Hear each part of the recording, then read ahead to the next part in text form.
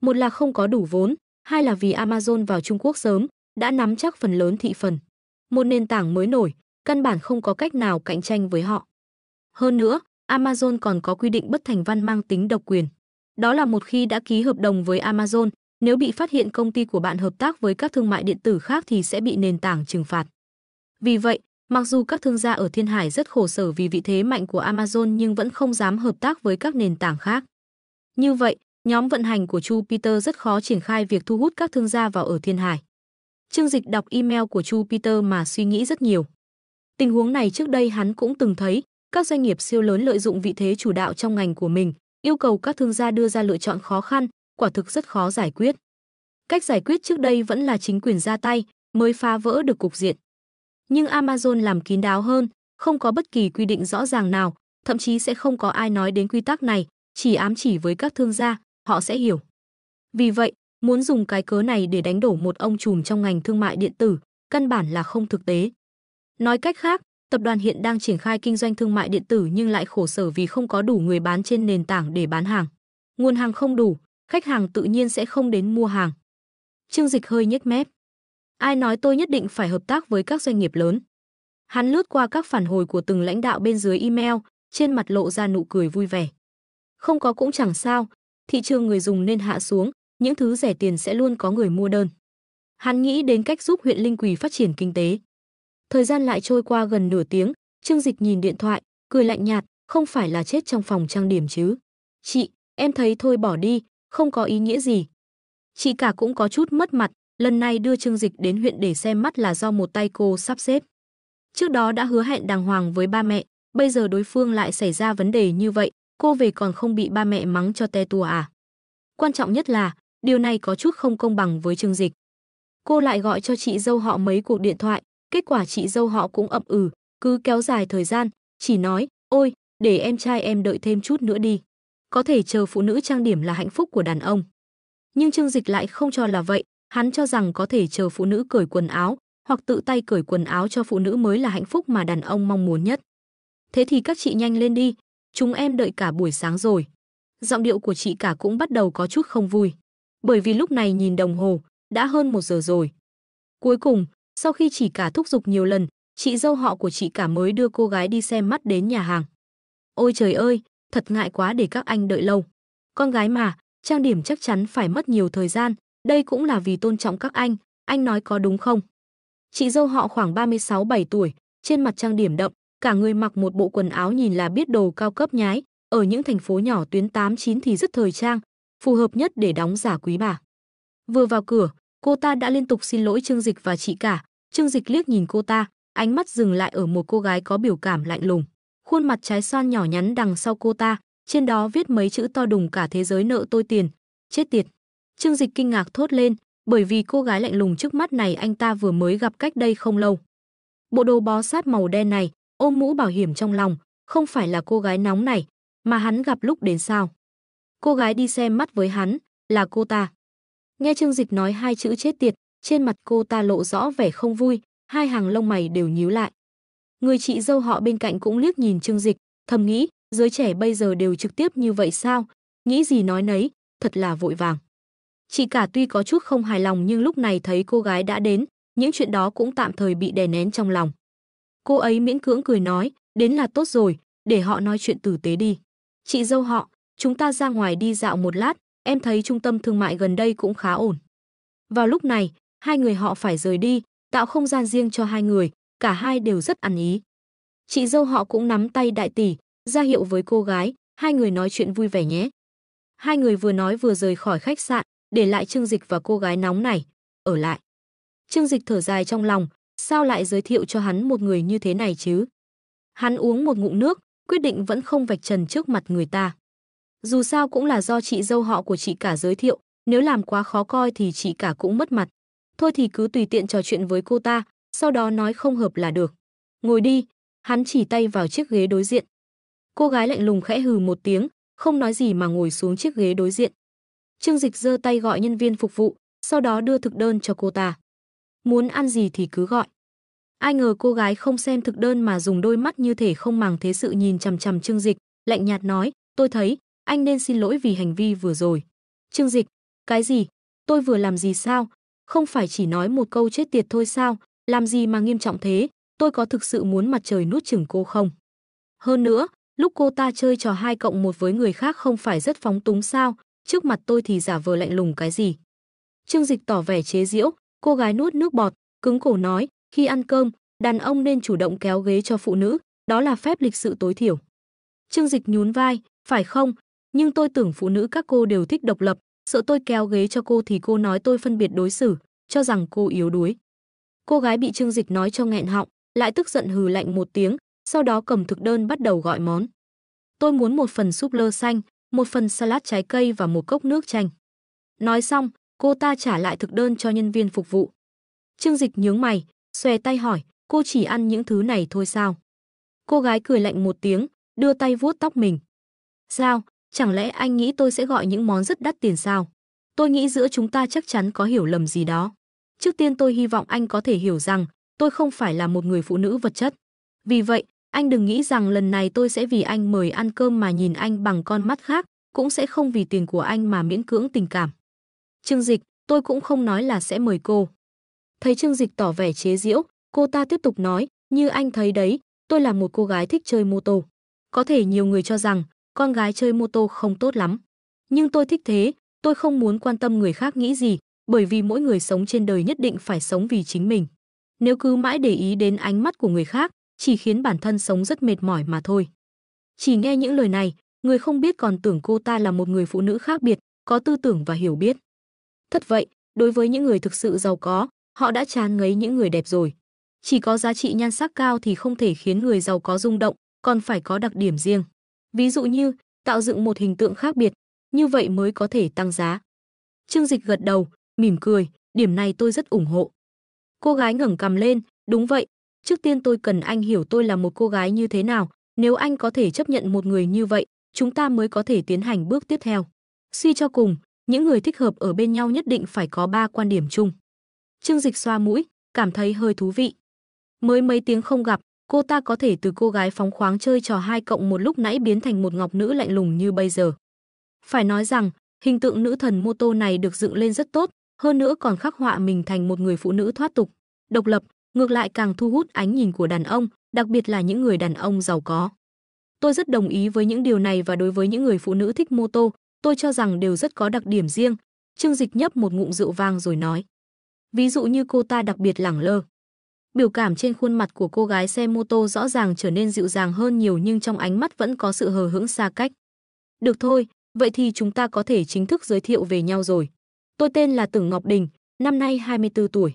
Tôi thích xe máy, thích du lịch, thích khám phá thế giới chưa biết. Cuốn sách tôi thích đọc nhất là Ánh sáng và bóng tối của Morike, bản nhạc tôi thích nghe nhất là Biến tấu ánh trăng của nghệ sĩ piano nổi tiếng người Bỉ thế kỷ 14, Swight. Còn anh thì sao? Cô ta nhận cốc nước chanh từ tay nhân viên phục vụ, từ từ uống một ngụm. Trương Dịch đặt hai tay lên bàn, nghịch chiếc nghĩa, nghe câu hỏi này thì nhún vai. Cuộc sống của tôi có lẽ không thú vị như cô, phần lớn thời gian tôi đều dùng để kiếm tiền, điều tôi thích nhất là tiêu tiền. Tất nhiên, những sở thích mà cô nói tôi cũng thỉnh thoảng muốn thử, dù sao thì khi có tiền, con người ta luôn muốn làm đủ thứ chuyện. Nghe xong lời này, lông mày của cô gái hơi nhíu lại, dường như có chút không hài lòng với phát ngôn của Trương Dịch. Ồ, lời anh nói khiến tôi hơi khó chịu. Mặc dù tôi đã nghe nói anh rất giàu có nhưng tôi phải nhấn mạnh một điều, tôi không phải là một người phụ nữ vật chất. Theo tôi thấy, vật chất chỉ là phụ kiện của cuộc sống, còn một người thực sự sống cần phải có tâm hồn tự do và tình cảm cao thượng. Trương Dịch có vẻ rất thích thú cười nói, thật ra tôi cũng không giàu có lắm, chỉ là kiếm được chút tiền bên ngoài, rồi người khác đồn thổi như vậy thôi. Nếu không, tôi cũng chẳng phải ra ngoài mai mối. Hắn dùng ánh mắt đầy mong đợi nhìn chằm chằm vào Tưởng Ngọc Đình, kích động nói, như vậy thì tốt quá. Thực ra tôi chỉ hy vọng có thể tìm được một người phụ nữ không vật chất để cùng tôi đi hết cuộc đời. Vậy đối tượng chọn bạn đời của cô là người như thế nào? Nghe xong lời của Trương Dịch, ánh mắt của cô gái dường như có chút thay đổi, mặc dù chỉ thoáng qua nhưng vẫn bị Trương Dịch bắt gặp.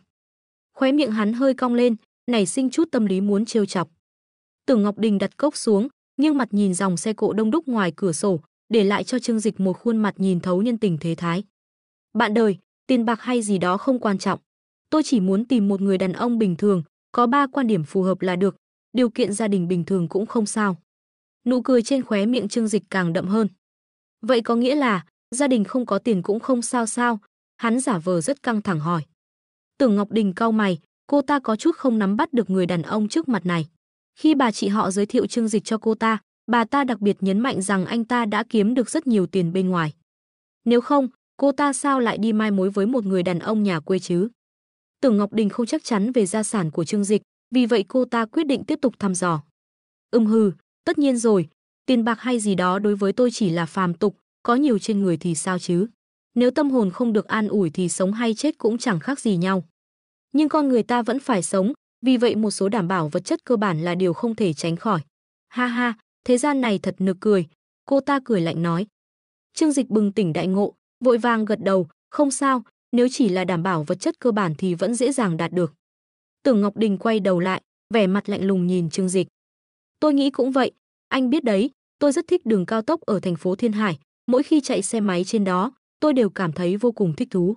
Vì vậy, tôi muốn có một căn nhà 200 mét vuông ở thành phố Thiên Hải không phải là một yêu cầu quá đáng. Còn về việc kết hôn, nếu gia đình đi du lịch thì chắc chắn phải có xe hơi. Tôi không có yêu cầu gì về xe, chỉ cần một chiếc BMW K7 Series đơn giản là đủ. Anh biết đấy, tôi không phải là một người phụ nữ vật chất, vì vậy mọi yêu cầu của tôi đều là vì gia đình chứ không phải vì bản thân tôi. Trương Dịch tỏ vẻ đã hiểu. Tưởng Ngọc Đình vẫn chưa dừng lại, cô ta tiếp tục lạnh lùng nhìn về phía xa nói, ngoài ra, nếu sau này kết hôn, tôi hy vọng tiền trong nhà có thể giao cho tôi. Anh biết đấy, tôi không phải là một người phụ nữ vật chất, cũng không hứng thú gì với tiền bạc.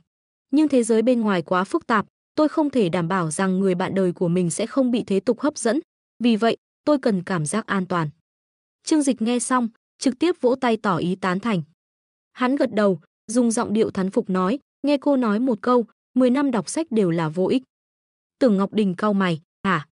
Ồ, ý tôi là tôi thấy 10 năm đọc sách trước đây đều vô ích. Gặp được cô khiến tôi mở rộng tầm mắt. Trương Dịch mỉm cười đầy ẩn ý. Khuôn mặt Tưởng Ngọc Đình vẫn lạnh nhạt, trong ánh mắt lộ ra vẻ đắc ý. Đây chỉ là cảm ngộ của một tâm hồn phóng khoáng về cuộc sống thôi. Trương Dịch thầm nghĩ, cô đúng là phóng khoáng, tôi biết điều đó. Tưởng Ngọc Đình dùng nĩa trong tay xiên bông cải xanh ăn, thản nhiên hỏi, về những yêu cầu tôi vừa nói, anh đều hiểu rõ chứ? Trương Dịch cười mỉm gật đầu, tôi hiểu hết rồi. Được rồi, anh có căn nhà 200 mét vuông ở thành phố Thiên Hải không? Trong ánh mắt Tưởng Ngọc Đình lộ ra vẻ mong đợi. Trương Dịch lắc đầu, rất thành thật nói, không có. Còn BMW K7 Series thì sao? Tưởng Ngọc Đình đã có chút thất vọng. Trương Dịch vẫn lắc đầu, cũng không có. Anh, Tưởng Ngọc Đình có chút không nhịn được, trong lòng thầm chửi rủa người chị họ giới thiệu đối tượng cho cô ta. Không phải nói là giới thiệu cho tôi một anh chàng đẹp trai giàu có sao?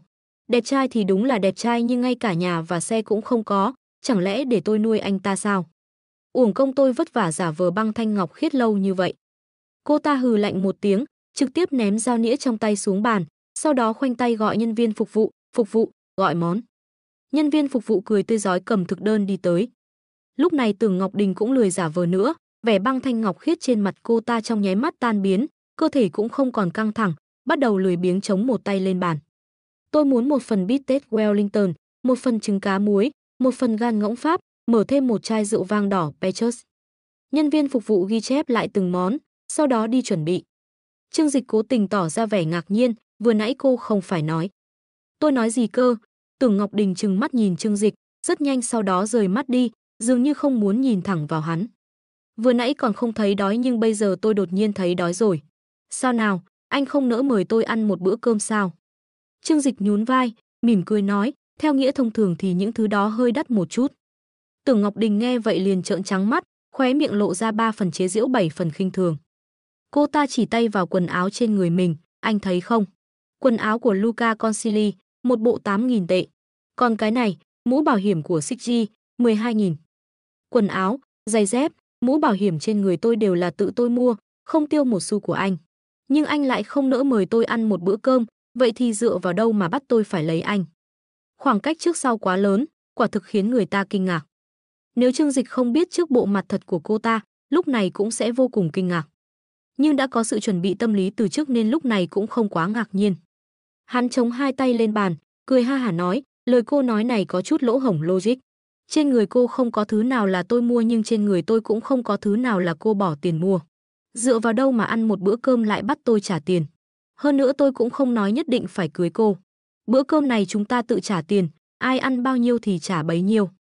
Tưởng Ngọc Đình trợn tròn đôi mắt được kẻ đen to tròn, như thể nghe thấy điều gì đó không thể tin được, đưa tay run rẩy chỉ vào Trương Dịch. Anh, trên thế giới này sao lại có loại đàn ông như anh? Ăn cơm với phụ nữ mà lại đòi chia đôi, quá đáng quá rồi. Anh không biết gì gọi là phong độ đàn ông sao? Trương Dịch cười khẩy, dựa vào ghế nhìn cô ta bằng ánh mắt lạnh lùng, nhàn nhạt hỏi, tôi với cô là quan hệ gì? Một bữa cơm ít nhất cũng phải mất của tôi mấy nghìn, cho dù cô ngủ với tôi một đêm, cũng chưa chắc đã tiêu được nhiều tiền như vậy. À, xét đến kỹ thuật điêu luyện của tôi, còn phải tính phí với cô nữa. Đối mặt với loại phụ nữ vừa giả tạo vừa muốn bám đại gia này, hắn không định nể mặt chút nào. Dám nói chuyện với hắn như vậy, cũng không soi gương xem mình là cái thá gì. Nghe Trương Dịch nói vậy, Tưởng Ngọc Đình tức đến bốc khói. Nhưng dù sao cô ta cũng là người từng trải, lăn lộn trong giới nhiều năm, ăn nói rất cay độc. Cô ta ung dung ngồi xuống, khoanh tay nhìn Trương Dịch bằng ánh mắt lạnh lùng, thật không biết tại sao loại đàn ông như anh, rõ ràng trông rất bình thường nhưng lại tự tin đến vậy. Anh thật sự cho rằng mình đẹp trai có thể dùng để ăn sao? Thế giới này rất thực tế, anh không có tiền thì chẳng là gì cả. Không đáp ứng được yêu cầu của tôi, anh không có tư cách cưới tôi. Cô ta tỏ vẻ kiêu ngạo, khinh thường nhìn Trương Dịch nói. Trương Dịch lắc lắc ly rượu vang đỏ bên cạnh, nghe lời chế giễu của Tưởng Ngọc Đình, hắn chỉ thấy người phụ nữ này vô cùng buồn cười. Thậm chí còn ghê tởm hơn cả Trần Hiểu Lệ. Trần Hiểu Lệ là con gái ham tiền đúng là vậy, nhưng khi yêu hắn ít nhất cũng có một số nguyên tắc. Nhưng con hàng này ngày thường không biết chơi bời đến mức nào, còn mặt dày đến giả vờ thanh cao để lừa đàn ông, vừa làm vừa hưởng, thật quá đáng xấu hổ. Tôi không có tiền. Hắn cười, sau đó nhìn Tưởng Ngọc Đình bằng ánh mắt đầy ẩn ý. Anh nhìn gì vậy? Cho dù anh nhìn đến mức khắc sâu khuôn mặt hoàn hảo không tì vết và thân hình cực phẩm của tôi vào trong nhãn cầu, anh cũng không thể có được tôi. Cô ta õng ẹo đưa hai tay vuốt ve từ ngực mình xuống, trượt dài đến eo, vô cùng tự tin nói. Trương Dịch thật không biết cô ta tự tin ở đâu, cho dù mặc đồ đua xe, vừa rồi cũng có thể nhìn ra eo có một vòng mỡ thừa. Đừng nói là so với mỹ nữ như Tô Minh Ngọc, cho dù so với hai người hầu gái của hắn cũng kém xa. Trương Dịch đặt ly rượu trong tay xuống, nhìn Đặng Ngọc Đình bằng ánh mắt trêu chọc. Khụ khụ, trước tiên tôi trả lời câu hỏi vừa nãy của cô nhé. Tôi không có nhà 200 mét vuông ở Thiên Hải, vì tôi ở trong trang viên. Diện tích, tôi cũng không tính nhưng chắc cũng phải mười mấy vạn mét vuông. Nhưng cô nói đúng, chỗ quá lớn cũng rất phiền, ngày nào cũng lạc đường trong nhà mình. Thỉnh thoảng mua một căn nhà nhỏ hơn, coi như là đổi không khí cũng không tệ. Ánh mắt Tưởng Ngọc Đình đờ đẫn một giây, có chút không thể tin được nhìn Trương Dịch, dường như đang phán đoán hắn có phải đang khoác lác không. Xe thì sao? BMW Kép 7 Series đối với tôi quá khó. Tôi thực sự không thích loại xe đại gia này, bình thường tôi đi xe Pagani Huayra hoặc Lamborghini. Còn như BMW Kép, tài xế nhà chúng tôi đi mua đồ ăn đều lái xe đó. Nhưng sau này cũng có thể cân nhắc tự mình thử một chút, dù sao thì làm người nên khiêm tốn một chút. Thỉnh thoảng cũng thử trải nghiệm cuộc sống của người bình thường. Giọng điệu của Trương Dịch rất bình thản, không có biểu hiện khoe khoang, đấu khẩu nào trên mặt. Càng như vậy, càng khiến Tưởng Ngọc Đình cảm thấy trong lòng hoảng hốt. Hắn nói thật sao? Sao lại cảm thấy không thực tế đến vậy? Ồ, vậy lần này anh lái chiếc Pagani của anh đến sao? Biểu cảm trên khuôn mặt Tưởng Ngọc Đình dịu dàng hơn, tiện tay vén tóc dài ra sau tai. Trương Dịch cũng không nói gì, lấy chìa khóa xe Pagani từ trong túi ra ném lên bàn. Mặc dù không lái xe đến nhưng hắn vẫn tiện tay mang theo chìa khóa. Nhìn thấy kiểu dáng chìa khóa độc nhất vô nhị này, trong lòng Tưởng Ngọc Đình đã tin được hơn phân nửa. Thật ra tôi không có yêu cầu gì lớn đối với xe. Vừa nãy khi anh đến có lẽ đã nhìn thấy một chiếc Bentley Mulsanne trong gara đúng không? Đó là xe của tôi. Vì vậy, tôi nói rằng bạn trai của mình ít nhất phải có một chiếc BMW Kép 7 Series thì không quá đáng chứ. Cô ta giả vờ như không có chuyện gì xảy ra nói. Đồng tử của Trương Dịch hơi co lại, sau đó nụ cười trên khóe miệng càng đậm hơn. Bentley Mulsanne của cô, giỏi lắm, tôi suýt nữa thì tin rồi. Hắn vội vàng cầm ly rượu trên bàn lên miệng, để che giấu nụ cười sắp không nhịn được của mình. Ồ, thật sao? Cô lái Bentley Mulsanne à? Gu cũng không tệ. Tưởng Ngọc Đình mỉm cười nhàn nhạt, lại khôi phục dáng vẻ của nữ thần băng giá. Tôi đã nói rồi, tôi không phải là một người phụ nữ vật chất. Lý do đưa ra những yêu cầu đó, những người đàn ông vô tri và bất tài sẽ hiểu lầm rằng tôi rất vật chất. Nhưng họ không biết rằng, tôi chỉ đưa ra những nhu cầu tương xứng với thân phận của mình mà thôi. Trương Dịch cười lắc đầu, sau đó đưa tay lấy điện thoại ra chuẩn bị trả tiền. Vậy thì chúc cô tìm được người đàn ông phù hợp với mình. Điều kiện của tôi không phù hợp với yêu cầu của cô, xin phép không làm phiền nữa. Khuôn mặt Tưởng Ngọc Đình trong nháy mắt đã thay đổi. Cái kia, xin hãy đợi một chút. Tưởng Ngọc Đình vội vàng đứng dậy, vội vàng ngăn cản Trương Dịch. Trương Dịch tò mò nhìn cô ta, vẻ mặt thích thú hỏi, sao thế, còn vấn đề gì nữa sao? Yêu cầu của cô tôi đều không đáp ứng được, hơn nữa tôi lại là một người nhàm chán như vậy, không có tình cảm cao thượng như cô, cho nên thôi bỏ đi. Cái kia, thật ra tôi cảm thấy, sự đồng điệu về tâm hồn chưa chắc đã cần có chung sở thích. Tưởng Ngọc Đình vội vàng vén tóc dài của mình, anh xem, một nửa kia trong cuộc đời nên là người bù đắp những thiếu sót của mình đúng không? Nếu quá giống nhau thì không tốt, vừa vặn là anh và tôi như thế này, mới có thể bù đắp cho nhau, tạo thành một chỉnh thể hoàn hảo. Trương Dịch vô thức nhìn mình, lại nhìn quần da của Tưởng Ngọc Đình, hơi nhíu mày bắt đầu suy nghĩ. Đừng hiểu lầm. Tưởng Ngọc Đình nghe Trương Dịch nói ra điều kiện của mình thì lập tức thay đổi thái độ, ngay cả trứng cá muối đắt tiền trong đĩa cũng không ăn nữa. Cô ta rất đoan trang vén tóc mình, cười doanh doanh đối với Trương Dịch nói, thật ra, tôi cảm thấy anh là một người rất thú vị. Gặp được anh tôi có một cảm giác đặc biệt, có lẽ anh chính là người định mệnh của tôi. Cô ta nói xong vậy mà mặt đỏ ửng lên. Trương Dịch lại không còn hứng thú với cô ta nữa. Lần xem mắt này vốn dĩ hắn chỉ đến xem cho biết, tất nhiên, nếu thực sự gặp được một cô gái tốt phù hợp, hắn không ngại ở bên nhau tử tế. Mặc dù để hắn kết hôn vào lúc này là không thể, nhưng với tinh thần bao dung rộng lớn, hắn không ngại để nhiều phụ nữ hơn nữa lao vào vòng tay ấm áp của mình.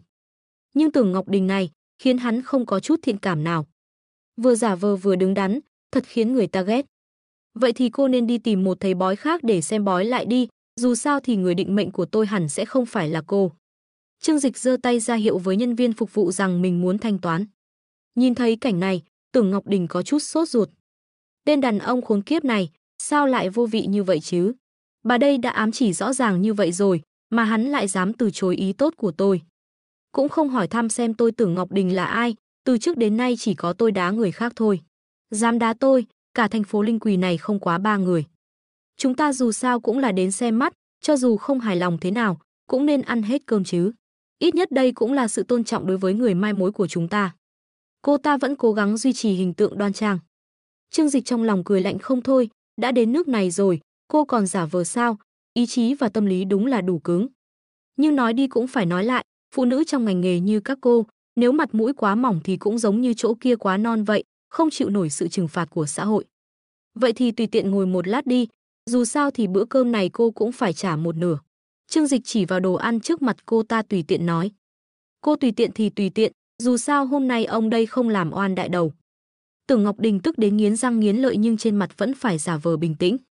Cô ta cầm dao nĩa, một bên dùng sức cắt miếng bò bít tết, như thể muốn cắt thịt Trương Dịch. Một bên lại mỉm cười, bình tĩnh nói, tôi thấy, anh có vẻ hiểu lầm về tôi. Trương Dịch cười nhạt, không để ý đến cô ta. Vừa nãy người ta chỉ đùa thôi mà, cho dù anh không có tiền, tôi cũng thích anh. Cái kia, ồ, anh tên gì nhỉ? Trương Dịch, ồ, Trương Dịch. Nhìn thấy anh lần đầu tiên tôi đã yêu anh rồi. Giá trị nhan sắc của anh, chỉ cần mỗi ngày nhìn như vậy tôi đã thấy say đắm rồi. Trong mắt cô ta lộ ra vẻ háo sắc, ngắm nhìn dung mạo tuấn tú của Trương Dịch và một chút cơ bắp lộ ra ở cổ áo. Lời này cô ta cũng không nói dối, đối với nhan sắc của Trương Dịch, loại phụ nữ thích chơi bời như cô ta rất thèm thuồng. Cho dù hôm nay Trương Dịch không đáp ứng yêu cầu xem mắt của cô ta cũng rất sẵn lòng cùng Trương Dịch có một đoạn tình cảm chỉ kéo dài một đêm. Hoặc nhiều đêm cũng được, nhưng trước mắt cô ta phải tìm một người chồng đã. Tôi biết, dù sao thì nói về nhan sắc, không ai có thể thắng tôi. Trương Dịch đưa tay sờ mặt mình, nói rất thú vị. Tưởng Ngọc Đình sắc mặt cứng đờ, rất nhanh đã trở lại bình thường. Anh xem, tôi là con gái gia đình thành phố, ba mẹ tôi đều là giáo viên. Thêm vào đó là nhan sắc xinh đẹp này của tôi. He hơ, ôi chao, người ta không tiện nói. Thật ra nhiều người gặp tôi đều nói, tôi là người phụ nữ đẹp nhất thành phố Linh Quỳ. Bọn họ nói như vậy, chỉ vì cô ta sẽ để bọn họ lên giường mà thôi. Trương Dịch khinh thường nghĩ. Có câu nói hay, lê thối cũng có thể giải khát mà. Nếu anh không có ý kiến gì, chúng ta tốt nhất là nhanh chóng kết hôn. Anh biết đấy, tôi không phải là một người phụ nữ vật chất, hơn nữa còn là một con chim tự do thích bay lượn, đã yêu thì phải ở bên nhau ngay. Cô ta nhìn Trương Dịch đầy tình ý nói. Trương Dịch trên mặt lộ ra vẻ hiểu rõ, chim tự do, hình như cùng loài với gà nhỉ. Tưởng Ngọc Đình. Sắc mặt cô ta lập tức có chút đen, trong mắt lộ ra vẻ muốn giết người. Trương Dịch cười ha ha nói, cô xem ra là không học tốt môn sinh học nhỉ, gà cũng là một loài chim. Tưởng Ngọc Đình chỉ có thể cười gượng gạo, he he. Chúng ta không hợp, cứ coi như vậy đi. Trương Dịch ném ly rượu sang một bên, sau đó quay đầu nhìn ra ngoài cửa sổ. Người mai mối dù sao cũng là người thân của chúng ta, đừng làm căng quá khiến họ khó xử. Mỗi người trả tiền của mình, sau đó mỗi người về nhà mình, ai cũng đừng lãng phí thời gian của mình. Hắn đối với Tưởng Ngọc Đình không có chút thiện cảm nào, nhưng Trương Dịch và Tưởng Ngọc Đình cũng không có ân oán cá nhân gì. Thêm vào đó người mai mối là chị họ của chị cả và anh rể, dù sao cũng phải nể mặt. Cho nên, hắn tạm thời bình tĩnh lại, không nói những lời quá khó nghe trước mặt con đàn bà đanh đá này. Biết điều thì cút xa một chút, đừng làm lỡ việc quan trọng của tôi. Tưởng Ngọc Đình thấy thái độ của Trương Dịch, lúc này lại có chút căng thẳng. Những năm này cô ta cũng coi như là đã gặp không ít người, thông qua việc quan sát thần thái cử chỉ cũng như trang phục, cách nói chuyện của Trương Dịch, có thể xác nhận người này đúng là rất có tiền. Cuối cùng cũng gặp được một con gà mờ, nếu bỏ lỡ không biết phải đợi đến bao giờ. Tất nhiên, Tưởng Ngọc Đình cô ta chính là một đóa hoa của thành phố Linh Quỷ, căn bản không lo không có đàn ông. Nhưng mà, cô ta vô thức sờ bụng mình, trong mắt lóe lên một tia kiên định. Ngay sau đó cô ta nhìn Trương Dịch, nở nụ cười dịu dàng như một quý cô. Tôi biết, mặc dù anh bề ngoài trông rất dữ nhưng thực ra anh là một người đàn ông dịu dàng. Tôi có thể cảm nhận được điều này.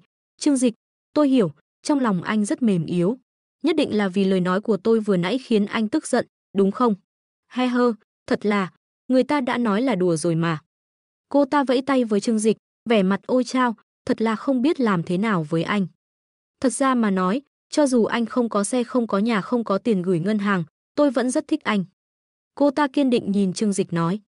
Ai mà chẳng biết nói lời ngon tiếng ngọt, biết tôi có xe có nhà có tiền gửi ngân hàng lại bắt đầu đổi giọng rồi. Trương Dịch nhàn nhạt chế giễu. Không, tôi nói thật. Giọng điệu của cô ta vô cùng kiên định. Trương Dịch nhìn chằm chằm vào mắt cô ta, có chút kinh ngạc phát hiện trong ánh mắt đó lại có chút chân thành. Không phải chứ, cô ta thực sự có thể từ bỏ những điều kiện vật chất đó để lấy một người chẳng có gì.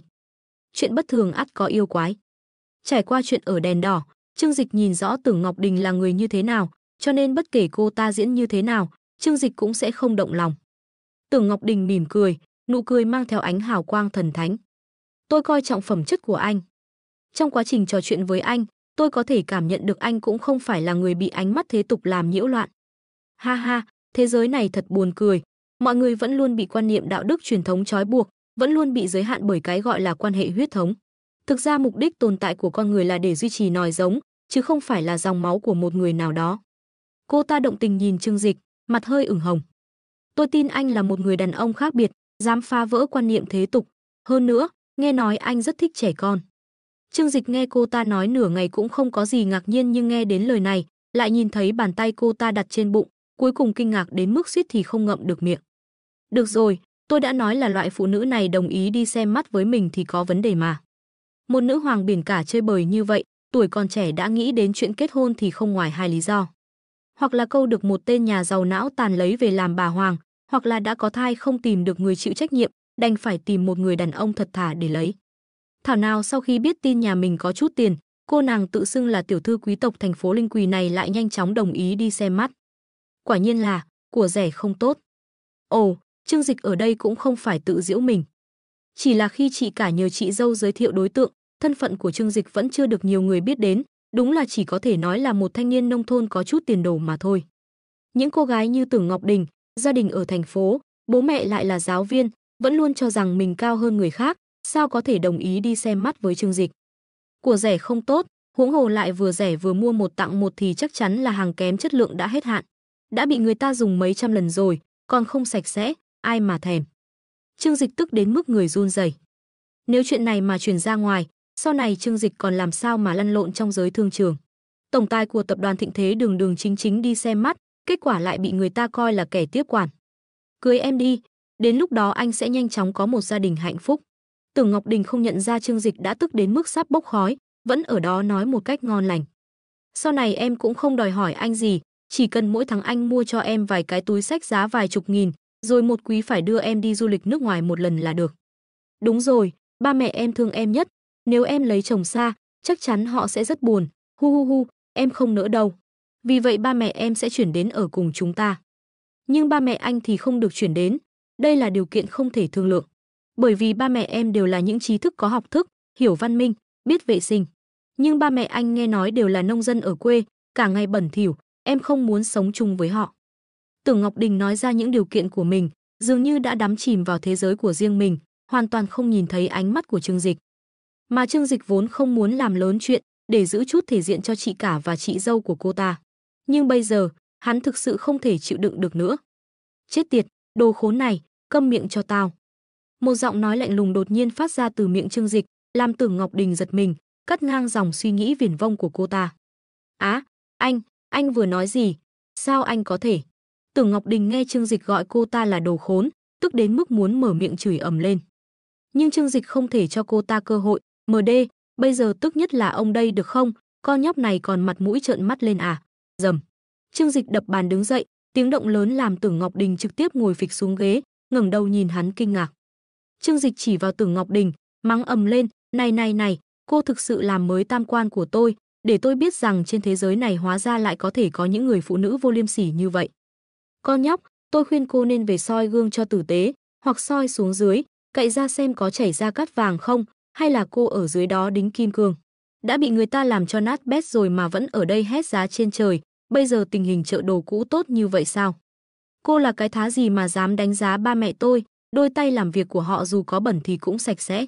Cái chỗ dưới của cô dù có dùng axit sulfuric tẩy trắng thì cũng đen như cục than, vì vậy, cút đi ăn cướp cho tôi. Lúc này Trương Dịch hỏa lực toàn công, không chút nể nang. Đùa chứ, nói về chửi bới thì hắn cả đời không thua kém ai.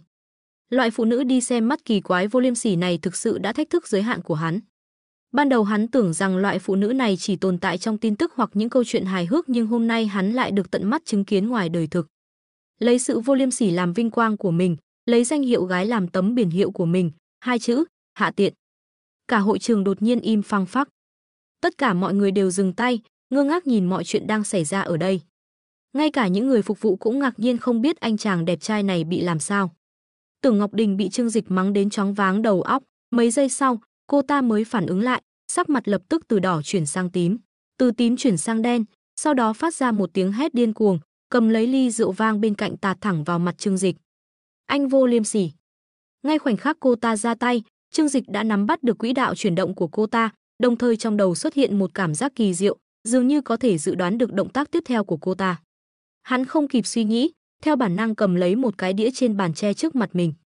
Chỉ nghe thấy một tiếng phụt, toàn bộ ly rượu vang đều đổ lên cái đĩa trên tay Trương Dịch, sau đó phần lớn bắn ngược trở lại người Tưởng Ngọc Đình. Cô ta nhìn thấy chiếc áo khoác da của mình bị ướt sũng, rượu vang đỏ nhuộm đỏ mái tóc, theo chiếc áo khoác da kín mít chảy vào trong cơ thể, lập tức phát ra một tiếng hét. A. Trương Dịch hừ lạnh một tiếng, vô thức cũng nhìn về phía chiếc áo khoác da của cô ta. Chiếc áo chắc chắn như vậy, kín không lọt gió, đánh một cái rắm cũng có thể lưu lại bên trong rất lâu, rượu vang này chảy vào trừ khi cởi áo ra, nếu không thì không thể khô được. Tự làm tự chịu. Trương Dịch không hề thương hoa tiếc ngọc, đặc biệt là loại phụ nữ không biết tự trọng này, càng không đáng để hắn lãng phí tình cảm. Anh vô liêm sỉ, anh đê tiện, hu. Tưởng Ngọc Đình khóc nức nở, đưa tay chỉ trích hành vi của Trương Dịch một cách vô tình. Trương Dịch khoanh tay trong túi, hừ lạnh một tiếng, câm miệng đi, đồ đàn bà đê tiện, đừng có giả vờ ở đây với tôi. Tưởng Ngọc Đình khóc càng to, còn những vị khách xung quanh thấy cảnh này thì chỉ trỏ vào Trương Dịch. Người này sao vậy? Bắt nạt phụ nữ. Thật là, một người đàn ông to lớn lại đi bắt nạt con gái. Cô gái kia trông cũng khá xinh, vậy mà anh ta cũng ra tay được. Trương Dịch nhếch mép, trừng mắt nhìn họ, nhìn cái gì? Những vị khách kia chỉ xem náo nhiệt thôi, thấy Trương Dịch hung dữ như vậy, lập tức sợ hãi như rùa, vội rụt đầu lại không dám nói gì. Tưởng Ngọc Đình thấy vậy, trong lòng vừa tức vừa gấp. Tên đàn ông chết tiệt này dám đối xử với mình như vậy, không được, cô ta không thể nuốt trôi cục tức này. Cô ta lấy điện thoại ra khỏi túi xách, gọi điện cho chị dâu. Alo, chị dâu, chị giới thiệu người gì vậy? Anh ta hoàn toàn là một kẻ điên. Vừa rồi anh ta đánh em, mắng em, còn tạt cả rượu vang lên người tôi, em không sống nổi nữa. Bên kia, chị cả và chị dâu nói là đi mua sắm nhưng thực ra không đi xa. Họ đều có kinh nghiệm, quá trình xem mắt này có thể dài hoặc ngắn. Nếu Trương Dịch và Tưởng Ngọc Đình không hài lòng thì có thể kết thúc trong vài phút. Vì vậy, thực ra hai người họ đang ở bên ngoài đường lớn trò chuyện phiếm. Vừa nhận được điện thoại của Tưởng Ngọc Đình, sắc mặt chị dâu lập tức thay đổi. Cái gì? Anh ta dám làm chuyện như vậy sao? Em đợi đó, chị sẽ đến xử lý anh ta ngay. Chị cả thấy sắc mặt chị dâu đột nhiên thay đổi, lập tức cũng cảm thấy có chuyện không ổn, vội vàng hỏi, chị dâu, rốt cuộc là chuyện gì vậy? Có phải hai người họ hiểu lầm gì không? Chị dâu trừng mắt nhìn chị cả, nghiến răng mắng, còn không phải do đứa em tốt của cô sao? Tôi tốt bụng giới thiệu đối tượng cho nó, kết quả nó vừa đánh vừa mắng Đình Đình nhà chúng tôi, còn tạt cả rượu vang lên người con bé. Tôi nói cho cô biết, Đình Đình từ nhỏ đã được nuông chiều. Nếu con bé bị kích thích gì, tôi tuyệt đối không tha cho cô. Chị cả nghe xong lời này, đầu tiên là sửng sốt. Nhưng ngay sau đó cô bình tĩnh lại, nói với chị dâu, không thể nào, em trai tôi không phải loại người như vậy. Trương Dịch bây giờ là tổng giám đốc, chưa từng gặp qua người phụ nữ nào. Nếu không có lý do đặc biệt, không thể đối xử với một cô gái bằng thủ đoạn như vậy. Vì vậy, vấn đề hẳn là ở cô gái kia. Trong mắt chị cả, em trai mình tuyệt đối không có vấn đề. Tất nhiên, trong mắt chị dâu, cô em họ Đình Đình mà chị giới thiệu cũng tuyệt đối là một, cô gái tốt. Mặc dù cô ấy hút thuốc, uống rượu, thích vận động theo chu kỳ nhưng cô ấy vẫn là một cô gái tốt. Hai người lo lắng chạy vào khách sạn. Còn trong khách sạn, nghe thấy động tĩnh bên bàn ăn, Du Cường vốn đã rất có ý kiến với Trương Dịch đột nhiên xông tới, lớn tiếng quát, làm gì vậy? Ai dám gây rối trong khách sạn của tôi? Hắn chạy tới, đỡ Tưởng Ngọc Đình dậy, vẻ mặt lịch sự đưa khăn tay của mình, cô gái, cô không sao chứ? Lúc này Tưởng Ngọc Đình không nói gì, vì cô ta biết, bộ mặt thật của mình đã bị lộ trước mặt Trương Dịch. May mắn thay vào những lúc như thế này, mọi người sẽ tự nhiên coi cô ta là nhóm yếu thế. Vì vậy, cô ta không cần làm gì cả, chỉ cần khóc là được. Hu hu hu, hu hu hu. Du Cường nhìn Tưởng Ngọc Đình khóc nức nở, quay đầu lại nhìn Trương Dịch với vẻ mặt đầy mỉa mai. Thật có bản lĩnh, thật không ngờ lại dám bắt nạt một cô gái yếu đuối trước mặt nhiều người như vậy, anh giỏi lắm. Liên quan gì đến anh? Trương Dịch cười nói, vẻ mặt rõ ràng nói với Du Cường, anh là cái thá gì, chui ra từ cái quần của ai vậy? Sắc mặt Du Cường trở nên rất u ám, hừ lạnh một tiếng nói, tôi là quản lý của Tiêu Hương quán. Anh gây chuyện trên địa bàn của tôi, chính là không nể mặt tôi. Không nể mặt Du Cường, chuyện của anh sẽ lớn rồi. Ồ, lớn đến mức nào? Trương Dịch cũng cau mày. Tên Du Cường này có phải bị thiểu năng không vậy? Nhất định phải chen vào, không biết có phải cũng là một trong những người tình của cô ả này không? Không biết anh ta thích ở phía trước hay phía sau? Lớn hơn cả trời. Quản lý trầm giọng nói. Đằng sau, một nhóm bảo vệ mặc vest đeo tai nghe đi tới, từng người nhìn Trương Dịch với vẻ mặt hung dữ. Lúc này, chị cả và chị dâu vội vàng chạy tới, vừa nhìn thấy tình hình này, chị cả lập tức căng thẳng trong lòng. Sao lại có nhiều bảo vệ vây quanh như vậy, định động thủ sao? Cô ta vội vàng chạy tới chắn trước mặt Trương Dịch, nói với người quản lý, đợi một chút, có phải có hiểu lầm gì không? Chị dâu cũng chạy đến bên cạnh Tưởng Ngọc Đình, ôm Tưởng Ngọc Đình đang khóc nức nở vừa an ủi cô ta, vừa tức giận quay đầu hét lên, hiểu lầm gì chứ? Đình Đình nhà chúng tôi là cô gái tốt như vậy, rốt cuộc tại sao anh lại bắt nạt cô ấy? Tưởng Ngọc Đình, chị dâu, hu hu hu. Lúc này không cần nói gì cả, càng như vậy càng chứng tỏ Trương Dịch không có lý. Tóm lại, cứ khóc là xong. Chị cả nhìn Tưởng Ngọc Đình lang bái không chịu nổi, trên mặt cũng có chút ngượng ngùng, lén hỏi Trương Dịch, Tiểu Dịch, rốt cuộc đã xảy ra chuyện gì vậy? Chúng ta giải thích rõ ràng, đừng gây rắc rối. Trương Dịch lại rất bình tĩnh nói, không có gì, chỉ dạy dỗ ả đàn bà đê tiện này một chút thôi. Cô ta chỉ diễn một vở kịch, lừa được tên quản lý ngốc kia. Chị cả trợn tròn mắt, em thật sự đánh cô ta. Trương Dịch vô tội giơ hai tay lên, không có mà. Cô ta tạt rượu vang vào em chỉ đỡ một cái, sau đó bắn vào quần áo cô ta thôi. Hắn thò đầu ra hét về phía Tưởng Ngọc Đình, này, cô Tưởng, có phải như vậy không? Tưởng Ngọc Đình, hu hu hu. Trương Dịch cười, có vẻ hơi bất lực lắc đầu, thấy chưa, tình hình chính là như vậy, có một số chuyện ngại ngùng như vậy, tôi cũng không có cách nào. Du Cường cười lạnh một tiếng, vậy thì tôi phải mời anh đến phòng bảo vệ một chuyến rồi. Vài tên bảo vệ lập tức lộ ra vẻ mặt hung dữ, từ từ tiến đến gần Trương Dịch. Trương Dịch nhìn cảnh tượng trước mắt thấy hơi buồn cười. Hắn chỉ phản kích lại ả trà xanh ghê tởm này một chút thôi, sao Du Cường lại như con giòi bò ra vậy? Nhìn từng tên bảo vệ tiến đến gần mình, trong lòng hắn không hề gợn sóng. Hình như hắn vừa mới có được một kỹ năng rất bình thường thì phải. Hình như gọi là quyền bắt cực tông sư thì phải. Thôi, kỹ năng nhỏ cũng chẳng có tác dụng gì, chỉ dùng để đánh người thôi. Hai tay hắn vẫn đút trong túi, thậm chí còn lười lấy ra. Nhưng hắn rất tự tin, chỉ cần những người này có bất kỳ động tác tấn công nào, thông qua việc nhìn vai của họ, Trương Dịch có thể đánh ngã họ chỉ bằng một đòn. Nhưng lúc này, chị cả lại không dám để Trương Dịch đánh nhau với họ. Cô không biết Trương Dịch lúc này đã học được kỹ năng mới.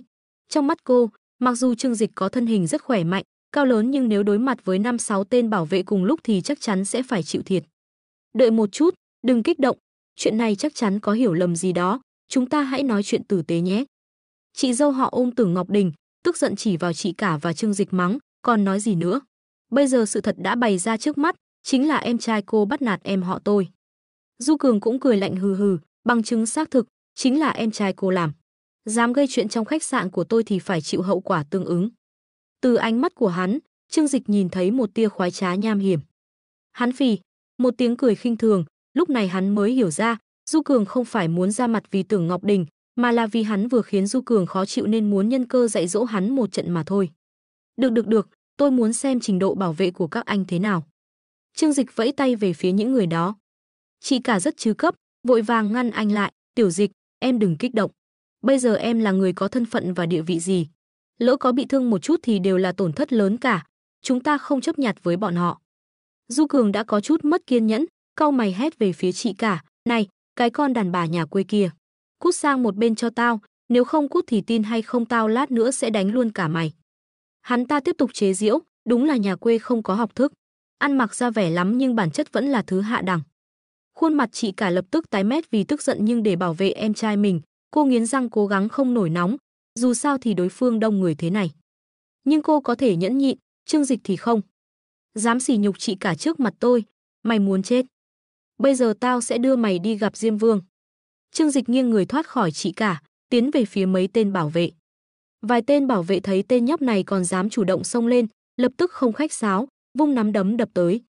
Trương Dịch không né tránh, cứ thế tiến thẳng về phía trước. Đối mặt với nắm đấm của bảo vệ, hai tay hắn rất tự nhiên, lại nhanh đến mức khiến người ta cảm thấy như một chuỗi hình ảnh động vậy.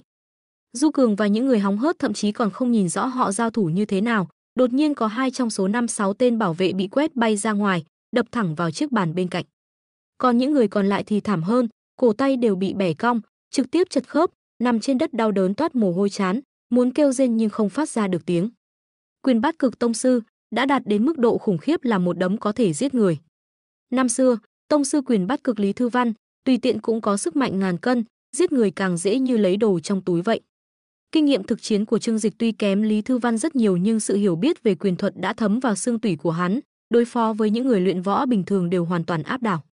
Nào có cú đấm hoa lá cành nào va chạm, không ra đòn không đỡ đòn chỉ một cái, thắng thua chỉ trong nháy mắt là phân định.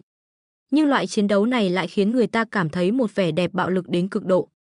Tưởng Ngọc Đình và chị dâu họ vốn còn đang làm yêu tinh khóc nhè thì sợ đến mức ngừng tiếng, ngay cả Du Cường vốn đang chờ xem Trương Dịch bị đánh đến nửa chết, sau đó đến cầu xin tha thứ, lúc này một điếu thuốc kẹp bên miệng còn chưa kịp châm, người đã sợ đến cứng đờ tại chỗ. Đây rốt cuộc là quái vật gì vậy? Trương Dịch không gặp bất kỳ trở ngại nào đã đi đến trước mặt hắn, trên mặt không có biểu cảm gì hỏi hắn ta một câu. Anh vừa nói gì? Có muốn nói lại không? Tôi, chát.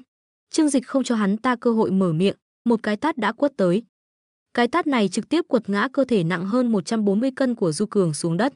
Phụt, Du Cường phun ra một ngụm máu tươi, trong máu còn có vài chiếc răng trắng tinh. Cái tát này khiến hắn choáng váng, đầu óc ong ong. Cái miệng anh bẩn như vậy, thôi thì đừng cần nữa. Trương Dịch đi tới, một chân dẫm lên nửa bên mặt hắn, từ từ bắt đầu dùng sức. Du Cường đau đớn kêu rên thảm thiết. Á, cút đi, anh không được đánh tôi, anh nhất định sẽ hối hận. Ồ, còn dám đe dọa tôi à? Trương Dịch cảm thấy rất thú vị, tên nhóc này có phải cho rằng mình có hậu thuẫn vững chắc không? Thú vị, rất thú vị. Vì vậy, hắn lại tăng thêm lực ở chân phải, dùng sức cọ sát trên mặt Du Cường, rất nhanh đã cọ nát mặt Du Cường. Những vị khách trong khách sạn đã sợ đến mức run rẩy, hét lên chạy ra ngoài. Còn những người phục vụ và 3 người khác có mặt tại hiện trường thì có chút ngây người, không biết lúc này nên làm gì. Một mặt, họ bị sức chiến đấu của Trương Dịch làm cho chấn động. Mặt khác, không ai dám đến khuyên can vào lúc này, lại không muốn báo cảnh sát xử lý. Dù sao thì Trương Dịch trông không giống người dễ chọc vào, lỡ như mọi chuyện liên lụy đến mình thì sao? Chuyện không liên quan đến mình thì cứ mặc kệ, đừng ai nghĩ đến việc làm người đứng mũi chịu sào. Ngay lúc này, cửa chính đột nhiên vang lên một giọng nói trầm ấm, chuyện gì xảy ra vậy? Trương Dịch từ từ nhìn về phía đó, chỉ thấy một ông lão mặc trang phục đường đứng cùng 2 vệ sĩ xuất hiện ở cửa chính, vẻ mặt nghi hoặc nhìn về phía này. Du Cường trên mặt đất nhìn thấy ông lão thì mừng như điên, chú Đồng, mau đến cứu cháu. Chú Đồng, Trương Dịch nghe thấy cách xưng hô này, lập tức biết người đến là ai. Khóe miệng hắn nở một nụ cười nhưng chân phải vẫn dẫm chặt lên mặt Du Cường, không hề nhấc ra. Ông lão mặc trang phục đường dẫn người đi tới, nhìn thấy Du Cường bị Trương Dịch dẫm dưới chân, còn Trương Dịch thì đang mỉm cười nhìn mình. Ông ta khẽ động lòng, lập tức nghĩ đến người thanh niên tuấn tú trước mặt này là ai. Chẳng lẽ anh chính là tổng giám đốc Trương Dịch? Trương Dịch nhàn nhạt nói, đúng vậy, là tôi. Khuôn mặt Du Cường bị Trương Dịch dẫm, đã nát bét, đau đến mức sắp ngất đi. Thấy ông lão mặc trang phục đường đến, hắn vội vàng hét lớn, chú Đồng mau cứu cháu. Họ Trương kia còn không buông ra, lần này mày chết chắc rồi. Mày có biết chú Đồng của tao là ai không? Đồng Lập Văn có thể làm ăn bất động sản ở huyện Linh Quỳ và trở thành đại gia giàu có bậc nhất thành phố huyện Linh Quỳ ngày nay, không chỉ dựa vào việc làm ăn đàng hoàng. Nói trắng ra, muốn làm lớn ở nơi này, dưới tay nhất định phải có quan hệ cả đen lẫn trắng. Ví dụ như Đồng Lập Văn này, ban đầu chính là đi theo xã hội. Mặc dù bây giờ đã mang danh doanh nhân nhưng vẫn nắm giữ không ít thế lực ở thành phố huyện Linh Quỳ. Vì vậy, khi nhìn thấy ông ta đến, Du Cường lập tức cảm thấy có chỗ dựa trong lòng. Chú Đồng, mau đánh gãy chân anh ta đi. Nhưng không ngờ Đồng Lập Văn vẫn luôn coi hắn như con trai ruột, lúc này đột nhiên biến sắc mặt, không phải nhắm vào Trương Dịch, mà là quát mắng hắn, câm miệng. Cậu có thể đắc tội với tổng giám đốc Trương sao? Mọi người đều ngây người.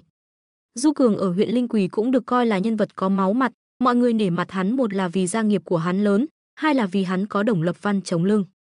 Trước đây Đồng Lập Văn và ba Du Cường là bạn sống chết, sau khi ba Du Cường qua đời, Du Cường dựa vào thế lực của Đồng Lập Văn cũng làm ăn phát đạt.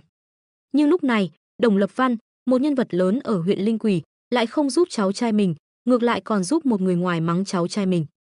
Chuyện này có vẻ không ổn rồi. Mọi người nhìn về phía Trương Dịch, ánh mắt dần trở nên khác thường. Người này rốt cuộc là ai vậy? Đồng Lập Văn không giúp cháu trai mình, ngược lại còn nói giúp anh ta, chỉ cần dùng ngón chân cái nghĩ cũng biết không phải người bình thường. Ngay cả những người phục vụ trong khách sạn cũng há hốc mồm nhìn Trương Dịch. Không ngờ chị gái anh ta trông bình thường như vậy nhưng thân phận của anh ta lại không bình thường. Nếu như vậy, có lẽ có tư cách theo đuổi tôi. Người phục vụ nữ ban đầu coi thường chị gái Trương Dịch thì thầm nói. Lúc này Du Cường sắp tức điên rồi, chú, tại sao chú lại nói giúp một người ngoài? Đồng Lập Văn hừ lạnh một tiếng, sau đó quay sang nhìn Trương Dịch, trên mặt lập tức nở một nụ cười khiêm nhường, thậm chí còn cúi thấp người xuống. Tổng giám đốc Trương, thật sự xin lỗi, đứa cháu này của tôi trẻ người non dạ, nếu có đắc tội với anh thì tôi xin thay nó xin lỗi anh. Trương Dịch hơi nhướng mày, Đồng Lập Văn biết thân phận của hắn cũng không có gì lạ. Dù sao hắn cũng đã chào hỏi Phượng Cử, vậy thì Phượng Cử chắc chắn sẽ nói cho Đồng Lập Văn biết hắn là ai. Ông là Đồng Lập Văn phải không? Ngưỡng mộ đã lâu, Trương Dịch nhàn nhạt nói. Chân phải của hắn vẫn đặt trên mặt Du Cường, tùy ý dẫm lên, dường như cũng không có ý định nhấc ra. Lần này mời ông đến đây là có chuyện gì, ông hẳn biết chứ. Đồng Lập Văn liên tục gật đầu, tất nhiên, Bí thư Vu đã nói với tôi rồi. Chỉ cần anh thích mảnh đất này, tôi sẽ chuyển nhượng ngay. Ông ta vô cùng khách sáo với Trương Dịch. Điều này không hoàn toàn là vì mối quan hệ với Phượng Cử, mà là vì Đường Lập Văn biết Trương Dịch là tổng giám đốc của tập đoàn Thịnh Thế nên muốn làm quen với hắn. Đồng Lập Văn ông ta là doanh nhân lớn cái gì chứ? Một ông chủ nhỏ ở một huyện nhỏ, cho dù là người giàu nhất thì thế nào?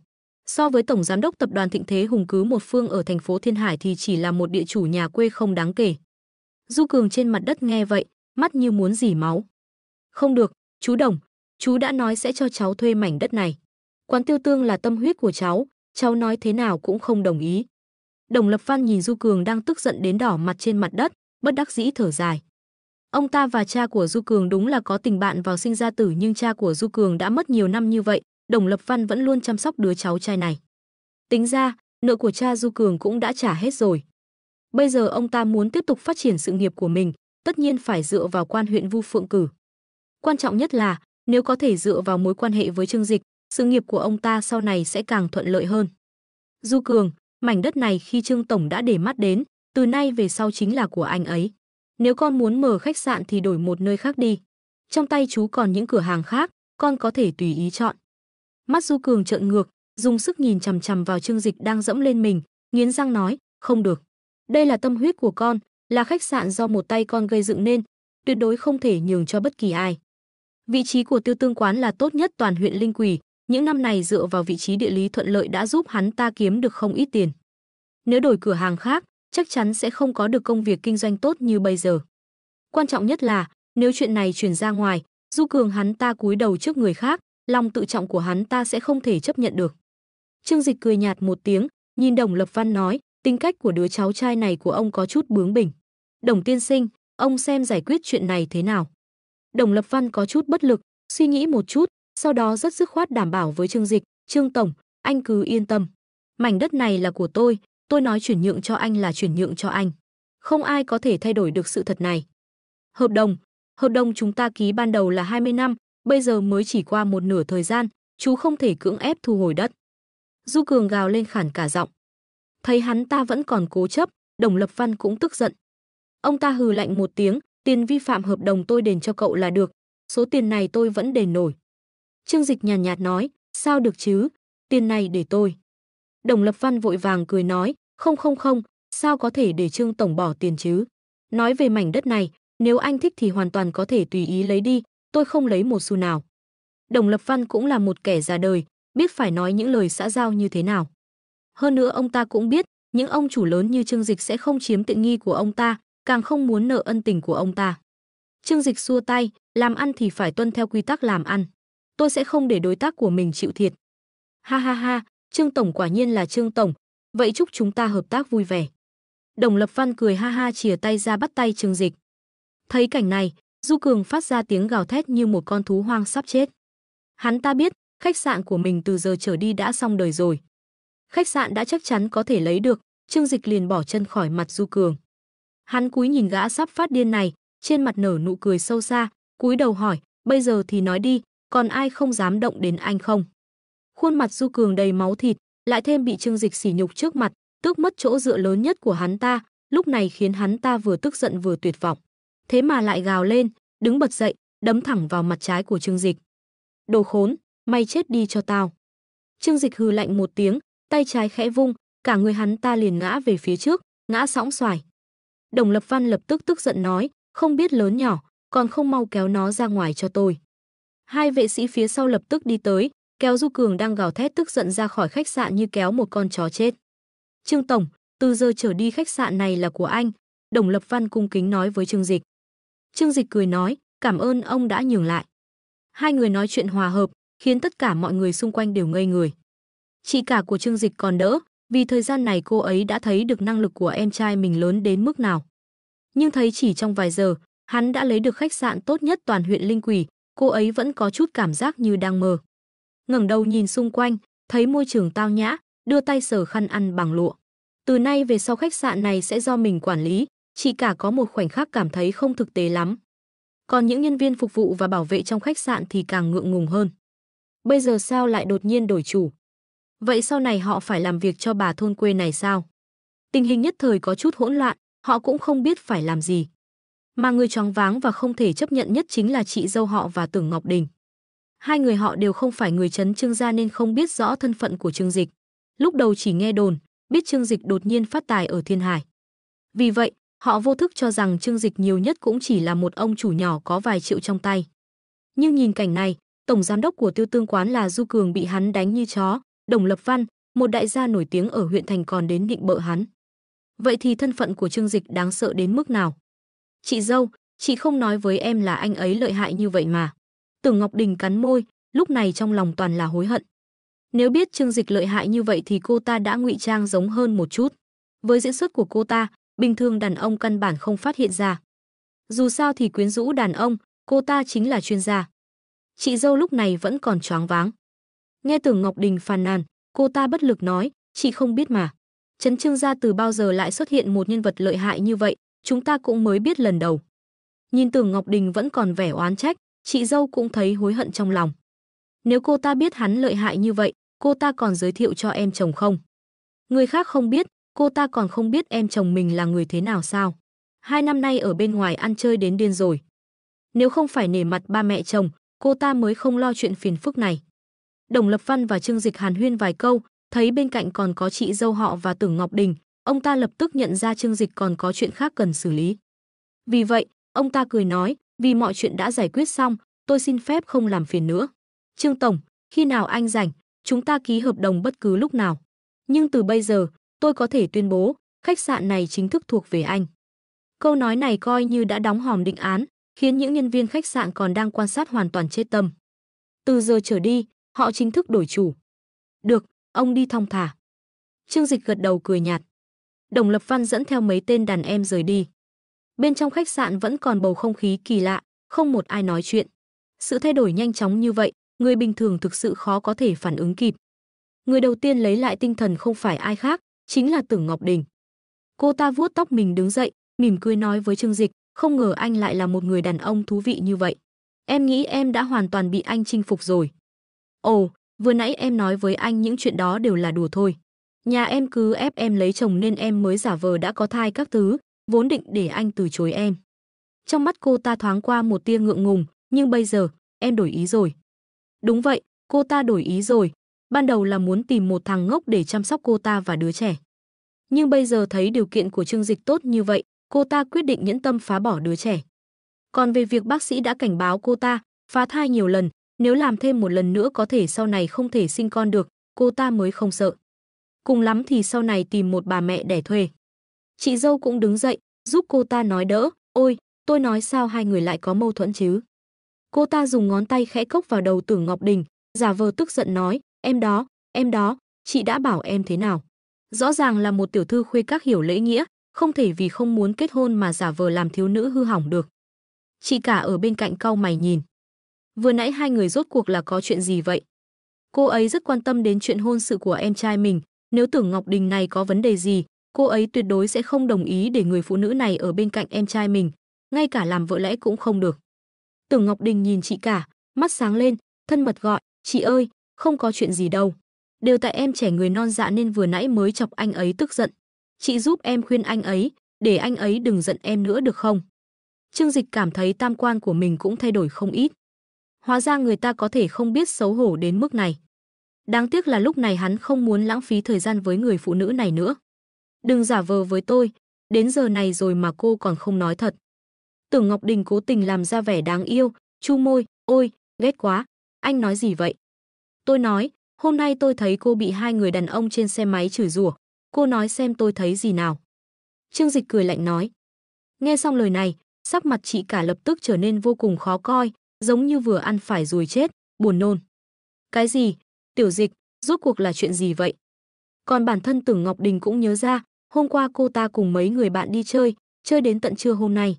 Sau đó cô ta như thường lệ ngồi trên xe máy với họ. Chết tiệt, cảnh tượng đó lại bị Trương Dịch nhìn thấy. Nhưng cô ta thực sự không có tư cách phàn nàn, bởi vì hành vi này đối với cô ta đã là chuyện thường ngày, thậm chí còn không thấy xấu hổ. Trương Dịch nói với chị cả, trên đường đến đây, chúng ta đi ngang qua một tiệm trò chơi, em thấy cô ta cùng hai tên lưu manh đi ra, sau đó ba người cùng lên một chiếc xe máy. Hắn nhìn Tưởng Ngọc Đình, tay trái tạo thành một vòng tròn, dùng ngón trỏ tay phải làm động tác đút vào rồi rút ra, lặp lại nhiều lần. Giống như bánh kẹp ba lớp vậy, mà cô Tưởng Ngọc Đình này chính là xúc xích trong bánh kẹp, hẳn là vị hải sản. Lời nói này rất buồn cười nhưng ai cũng hiểu ý nghĩa trong lời nói. Chị cả tức giận, cô ấy chỉ vào chị dâu và Tưởng Ngọc Đình mắng, đây rốt cuộc là cái thứ gì? Trần Cúc Hoa, cô giới thiệu cho em trai tôi cái thứ này sao? Trên mặt chị dâu Trần Cúc Hoa, những cơn giận dữ vừa rồi đều biến mất, trở nên có chút chột dạ. Sống chung với nhau thôi mà, đời người khó mà tỉnh táo, nghĩ thoáng ra một chút là được, ai mà chẳng có quá khứ.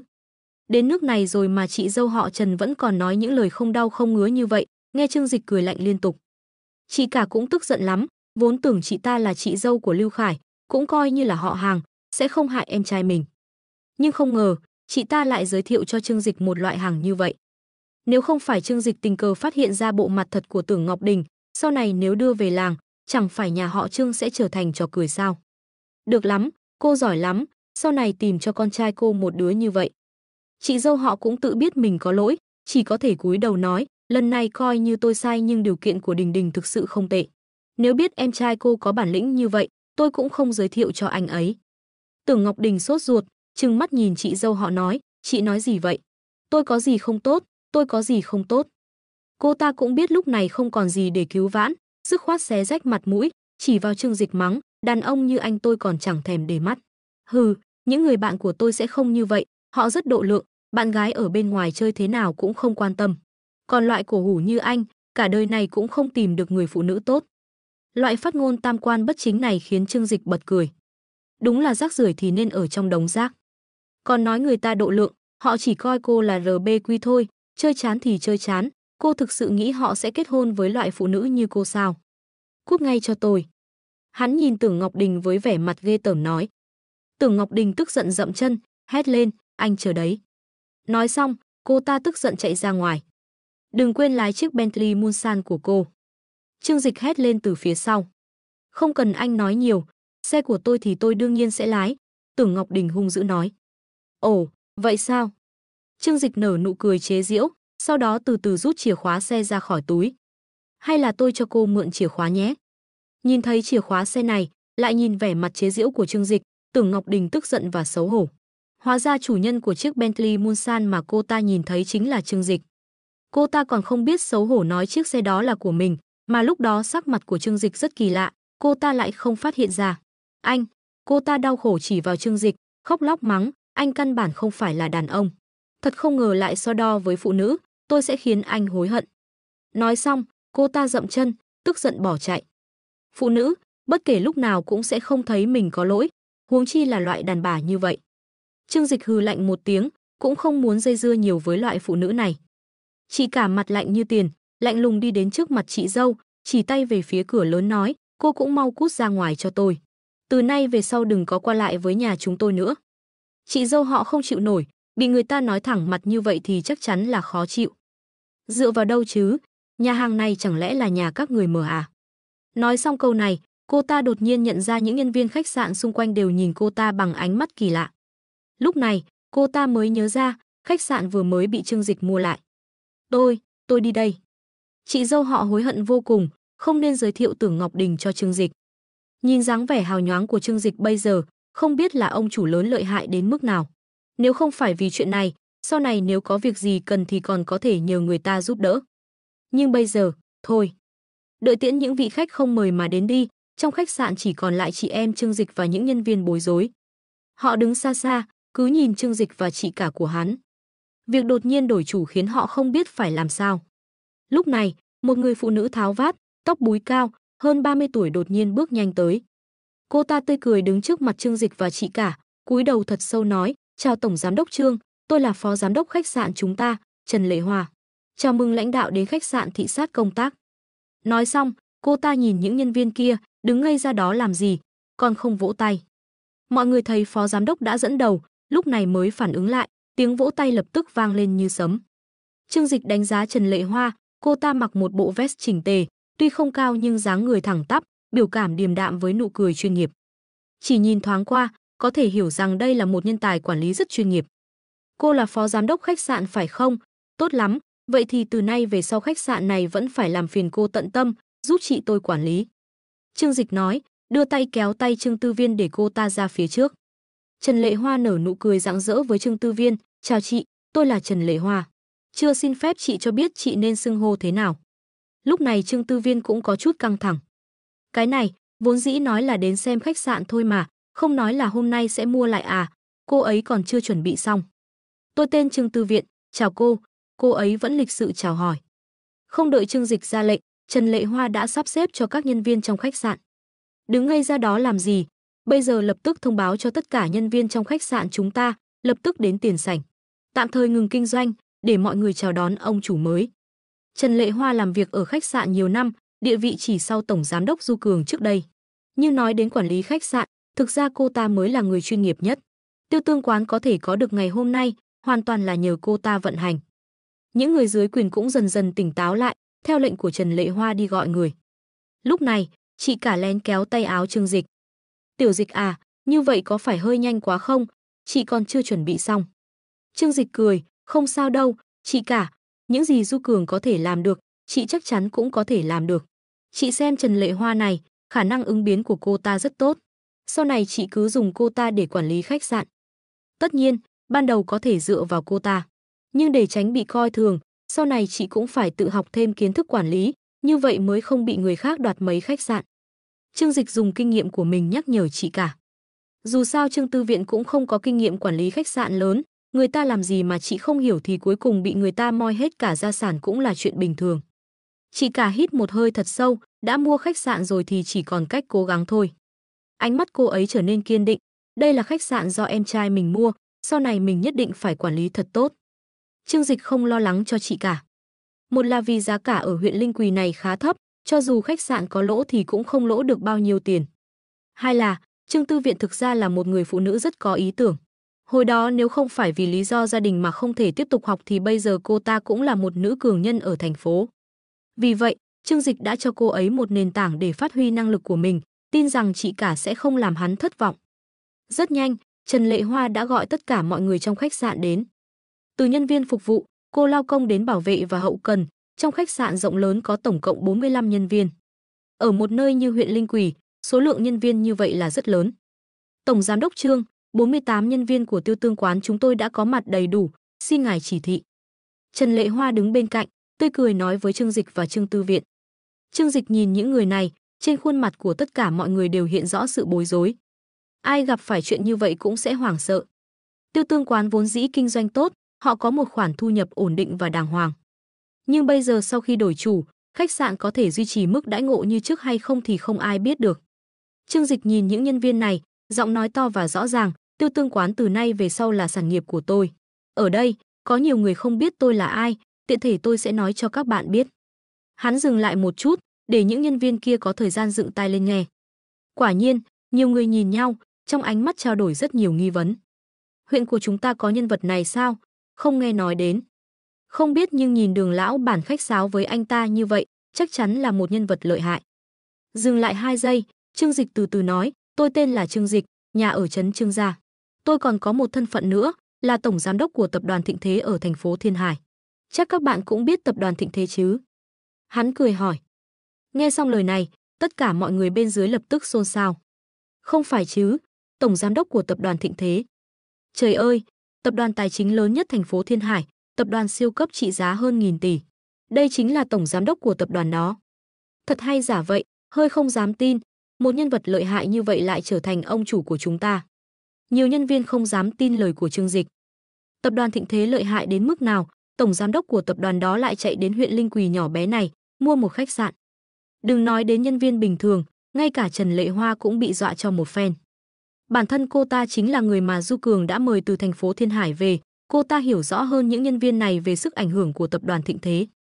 Trương Dịch, tổng giám đốc Trương. Ánh mắt cô ta dần sáng lên, bởi vì trước đó khi trò chuyện với bạn cũ, cô ta thực sự có nghe người ta nhắc đến việc tập đoàn Thịnh Thế đã đổi tổng giám đốc. Nếu thực sự là chàng trai trẻ trước mặt này, vậy thì sau này sự phát triển của Tiêu Tương quán chắc chắn không chỉ dừng lại ở tình trạng hiện tại.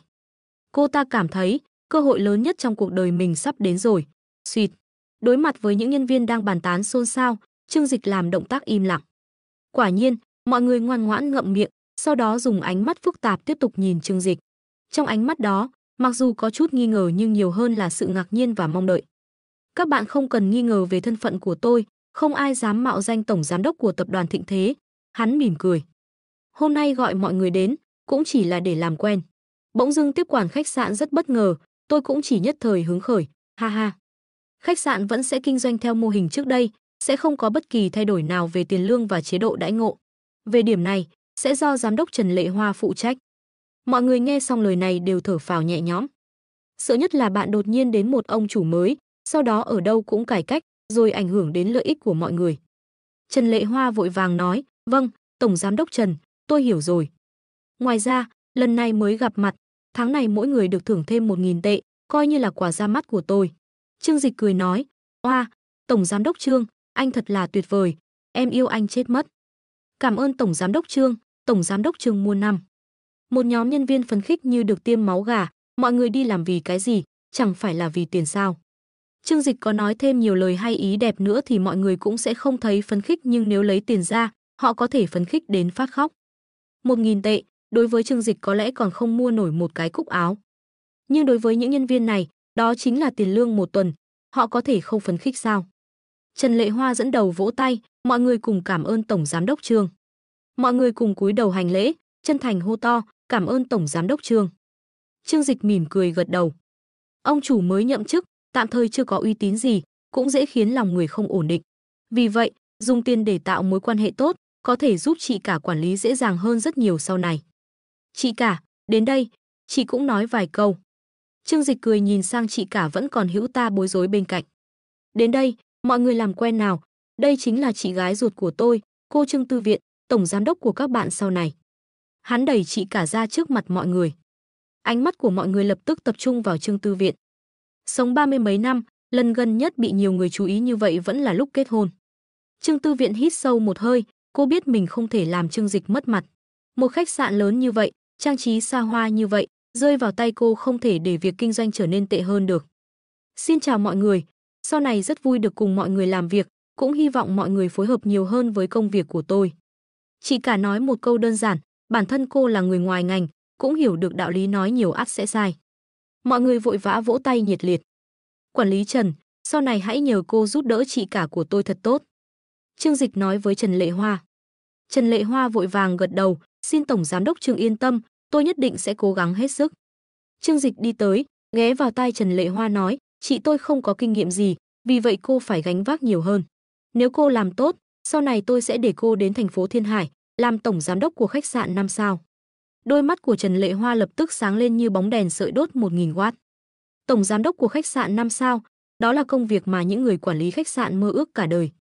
Nếu không có vài chục năm kinh nghiệm quản lý khách sạn và có thành tích nhất định trong ngành thì căn bản không đủ tư cách để đảm nhiệm. Vì vậy, mức lương và chế độ đãi ngộ của Tổng Giám đốc khách sạn 5 sao cũng rất cao, tốt thậm chí có thể đạt tới mức lương hàng năm là 10 triệu. Nếu cô có thể làm được, thực sự sẽ trở thành người trên người. Nghĩ đến việc ban đầu mình chỉ là một học sinh tốt nghiệp trung cấp, từng bước từ rửa bát đến được bước này, nội tâm của Trần Lệ Hoa trở nên vô cùng nóng bỏng. Đây là cơ hội lớn nhất trong cuộc đời cô à. Trương Dịch đã hứa với Trần Lệ Hoa một lời hứa, mục đích chỉ có một, đó là để cô ta tận tâm tận lực giúp đỡ chị cả ngay bây giờ. Nếu không, với trình độ chuyên môn hiện tại của chị cả, rất dễ bị người ta qua mặt. Nhưng với vị trí quản lý của khách sạn 5 sao ở thành phố Thiên Hải làm lời hứa, Trần Lệ Hoa sẽ không để mắt đến khách sạn nhỏ này, từ đó sẽ tận tâm giúp Trương Tư Viện kinh doanh. Đúng rồi, còn một chuyện nữa, ở đây có một nhân viên mà tôi rất để ý. Trương Dịch đột nhiên nói ra câu này, sau đó ngón trỏ tay phải chỉ vào đám đông, cuối cùng dừng lại ở một người phụ nữ trang điểm nhẹ, mụn trứng cá trên mặt rất dày phấn nền cũng khó che giấu. Tất cả mọi người soạt, một cái đều nhìn về phía đó.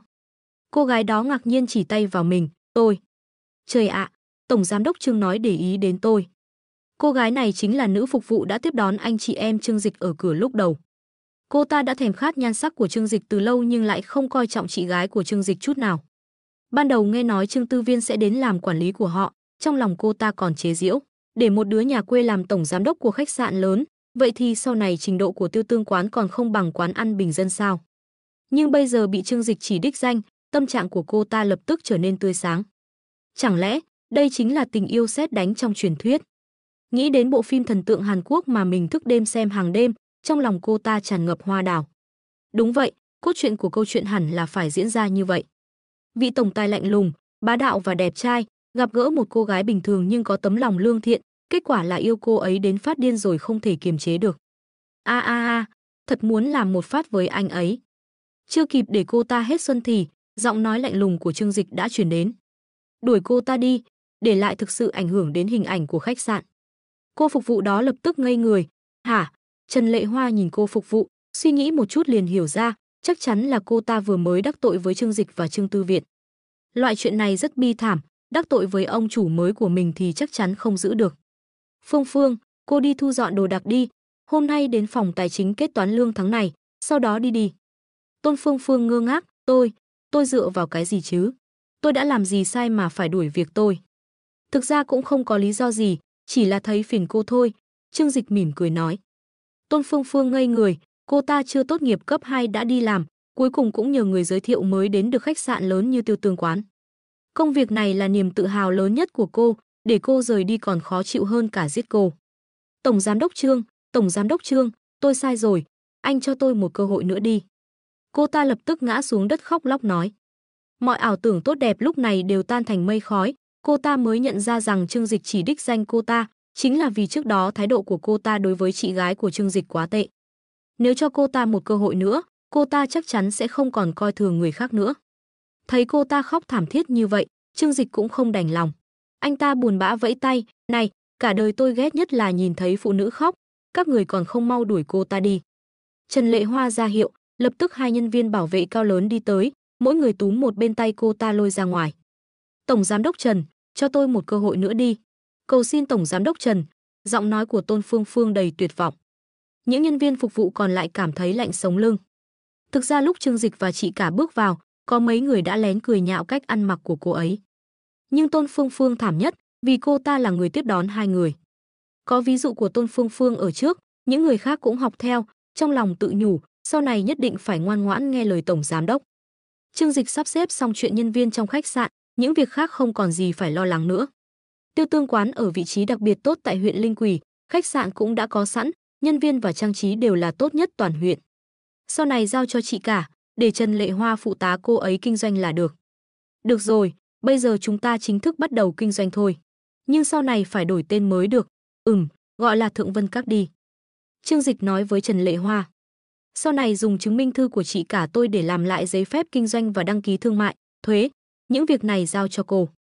Khách sạn vẫn là khách sạn đó nhưng pháp nhân các thứ đều phải thay đổi. Trần Lệ Hoa gật đầu, xin anh cứ yên tâm, những việc này tôi sẽ giúp giám đốc xử lý tốt. Vậy thì, chúng ta khai trương thôi, Trương Dịch cười mỉm nói. Trần Lệ Hoa cũng cười, được. Đang lúc mọi người thu dọn tâm trạng, chuẩn bị mở cửa đón khách thì đột nhiên bên ngoài khách sạn có một đám người ùa vào. Rầm, một tiếng, cửa chính bị đẩy ra một cách thô bạo. Ai trong số các người tên là Trương Dịch, cút ra đây cho tao. Một người đàn ông để đầu đinh, bên hông đầu cố tình cạo thành chữ cái tiếng Anh, mặc áo ba lỗ đen đứng ở cửa chính. Hắn ta cầm một cây gậy bóng chày, hung hăng chỉ vào mọi người hét lớn. Trương Dịch và những người trong khách sạn nhìn lại, phát hiện phía sau hắn ta còn có hơn 20 tên côn đồ lưu manh, trong tay cầm đủ loại vũ khí như thanh sắt, xích sắt và gậy bóng chày. Còn bên cạnh tên đầu đinh, Trương Dịch nhìn thấy một khuôn mặt rất quen thuộc. Tưởng Ngọc Đình dựa vào bên cạnh tên đầu đinh, vẻ mặt bi phẫn chỉ vào Trương Dịch hét lớn, anh Sung. Chính là hắn đã bắt nạt em. Chị cả nhìn thấy Tưởng Ngọc Đình, cũng linh cảm thấy có chuyện chẳng lành. Mày là đồ không biết xấu hổ, còn mặt mũi quay lại đây. Chị cả tức đến run cả người phụ nữ này bản thân không phải là thứ tốt lành gì, còn suýt nữa hại chết em trai mình. Kết quả bây giờ còn mặt mũi dẫn người đến gây chuyện, thật không biết trên đời này sao lại có người mặt dày vô sỉ đến vậy. Nhân viên trong khách sạn vừa định đi làm trở lại, nhìn thấy cảnh này thì cũng ngây người. Mặc dù số lượng nhân viên không ít nhưng phần lớn đều không phải là người giỏi đánh nhau. Có hơn 20 nhân viên phục vụ nữ, còn lại là nhân viên bảo vệ và đầu bếp tuy không ít. Nhưng nhìn thấy những người này, họ căn bản không dám đánh nhau với họ. Dù sao chúng tôi chỉ đến đây làm việc, chứ không phải đến đây bán mạng cho các người. Khuôn mặt Trần Lệ Hoa hơi tái nhợt, cô ta nắm chặt tay, cố gắng giữ bình tĩnh, hét lớn với tên đầu đinh và những người khác, các người làm gì vậy?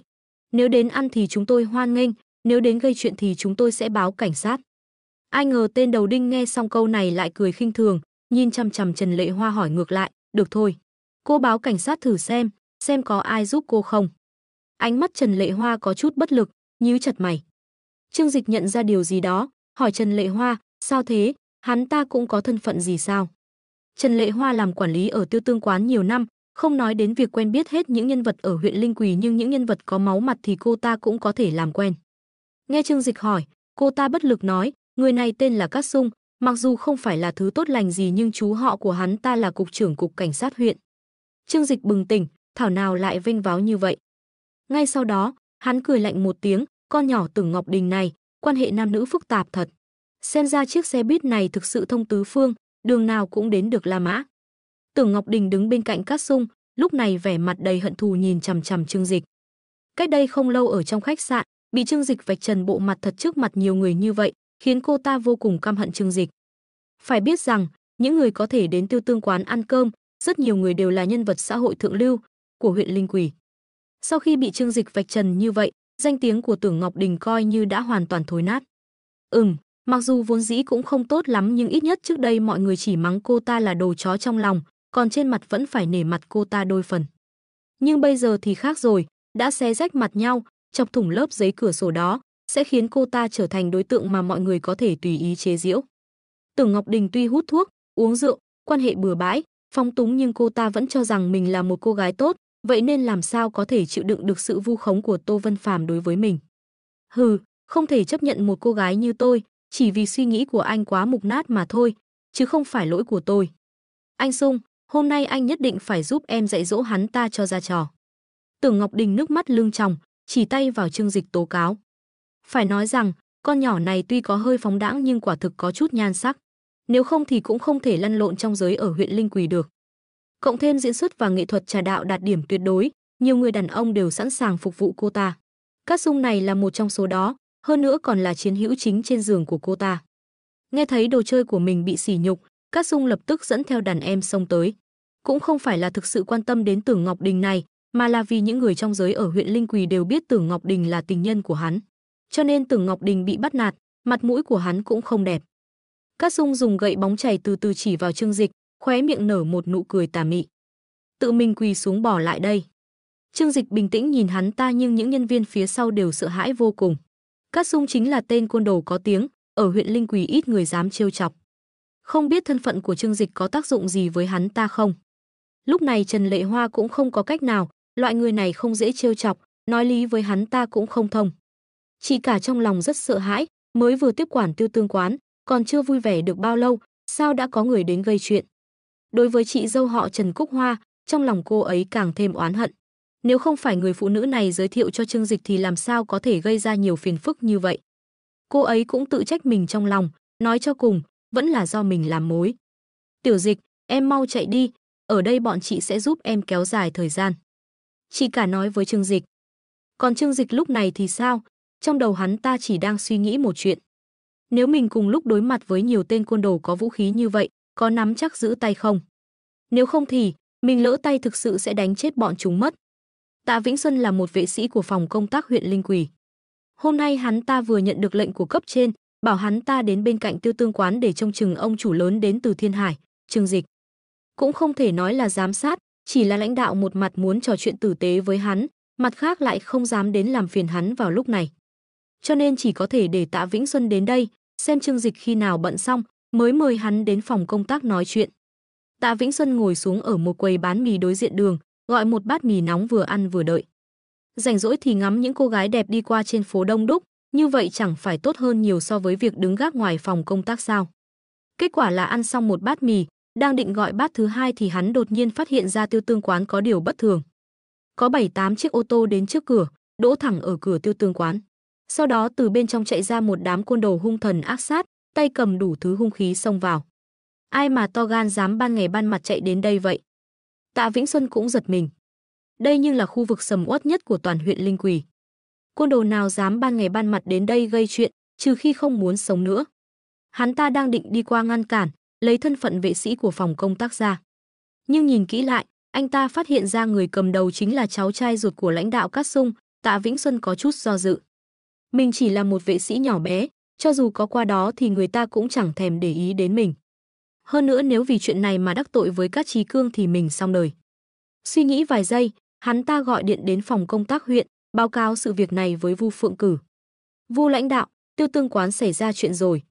Đầu dây bên kia, giọng của Vu Phượng Cử lập tức trở nên căng thẳng. Cái gì? Xảy ra chuyện gì? Trương Dịch sẽ không gặp nguy hiểm chứ?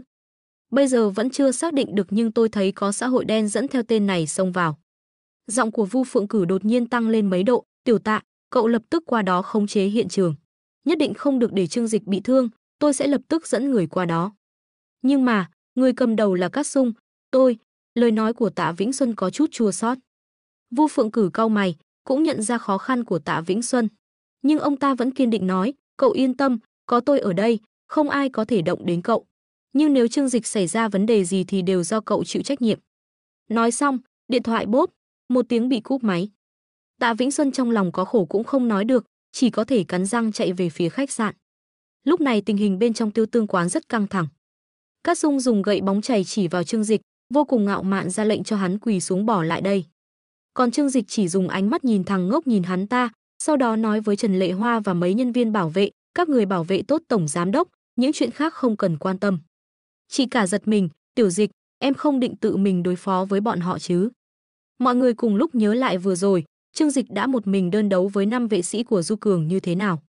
Lúc đó hắn có thể nói là đã giết chết 5 người đó trong nháy mắt. Bây giờ 5 vệ sĩ vẫn còn ở hiện trường, thậm chí còn chưa kịp đưa đến bệnh viện để nắn xương. Nhưng mà, bất kể Trương Dịch vừa rồi thể hiện ra sức chiến đấu mạnh mẽ đến mức nào, bây giờ hắn đối mặt không còn là những vệ sĩ tay không tấc sắt, mà là 10 tên côn đồ cầm hung khí, ra tay đánh nhau không biết nặng nhẹ. Cho dù chỉ có một chút rủi ro, chị cả cũng không muốn Trương Dịch mạo hiểm.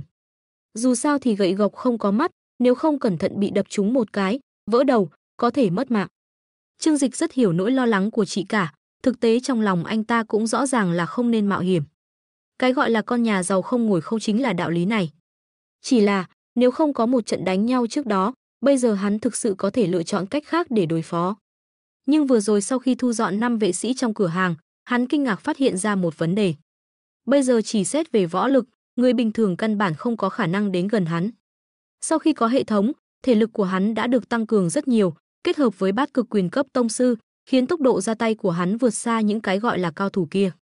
Mặc dù không thể làm được việc bắt đạn bằng tay không một cách khoa trương như vậy, nhưng tốc độ ra tay trong phạm vi gần cũng đủ để sánh ngang với quả bóng tennis bay với tốc độ cao.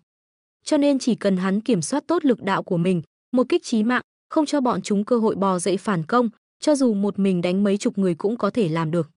Hôm nay khách sạn coi như mới khai trương, làm sao tôi có thể nhìn người khác đến đây gây chuyện chứ?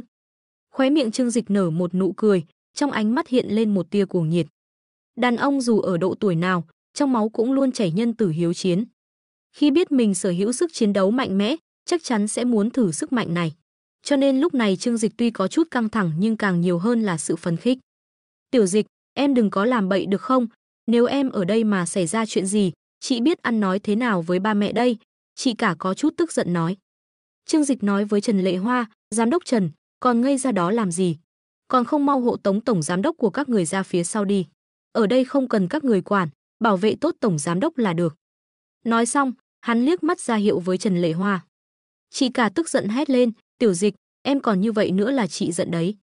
Lời còn chưa dứt, Trần Lệ Hoa và mấy nhân viên nữ đã đi tới, dìu chị cả đi ra phía sau. Tổng giám đốc đừng trách chúng tôi, đã có Trần tổng ra lệnh, chúng tôi là nhân viên đương nhiên phải nghe theo. Vài nhân viên nữ không nói hai lời đã đưa chị cả ra phía sau. Trương Dịch thở phào nhẹ nhõm, chị cả không ở đây, hắn có thể thoải mái ra tay. Hắn không lo lắng cho sự an toàn của mình, nhưng chị cả ở đây hắn không dám ra tay, vì sợ những tên côn đồ đó sẽ ra tay với chị cả. Còn những nhân viên khác, dù sao cũng là người được trả lương, nếu họ muốn ra tay giúp đỡ thì cứ ra tay. Nếu không muốn giúp đỡ thì cho dù bị thương, Trương Dịch cũng không đau lòng, lắm thì đưa chút tiền thuốc men là được. Cát Sung có chút mất kiên nhẫn, mày có nghe tao nói không hả? Đập cho tao. Nói xong, một đám côn đồ dưới trướng hắn ta cười lạnh cầm vũ khí trong tay lên, bốp. Một tiếng, một chiếc bàn pha lê trị giá hơn 3.000 tệ đã bị đập tan tành. Ha ha ha, tốt lắm, đập hết cho tao. Tưởng Ngọc Đình phấn khích chỉ tay vào mọi thứ trong khách sạn và hét lớn. Những tên côn đồ rất thích cách phá hoại bạo lực này, vì như vậy có thể thể hiện được sự lợi hại của chúng. Bốp, bốp, bốp. Bàn ghế đều bị lật đổ, bình hoa lớn bên cạnh cột nhà bị đập tan tành, ngay cả đèn chùm trên đầu cũng bị người ta dùng gậy bóng chảy đập vỡ, thủy tinh rầm rầm, rơi đầy đất. Ha ha ha, cứ như vậy đi, đập cho tao thật mạnh vào. Tưởng Ngọc Đình phấn khích tột độ, cô ta muốn nhìn thấy Trương Dịch hối hận khóc lóc, sau đó quỳ xuống trước mặt cô ta dập đầu cầu xin tha thứ. Trương Dịch, đắc tội với tao mà còn muốn mở khách sạn ở huyện Linh Quỳ, mày nằm mơ đi. Cô ta nhìn Trương Dịch với vẻ mặt độc ác và chỉ tay nói. Là đại ca, Cát Sung đương nhiên đứng ở giữa một cách ngạo mạn, nhìn Trương Dịch với vẻ khiêu khích. Lần này, tao cũng coi như trả được ơn cho Du Cường rồi, hắn ta nói nhỏ.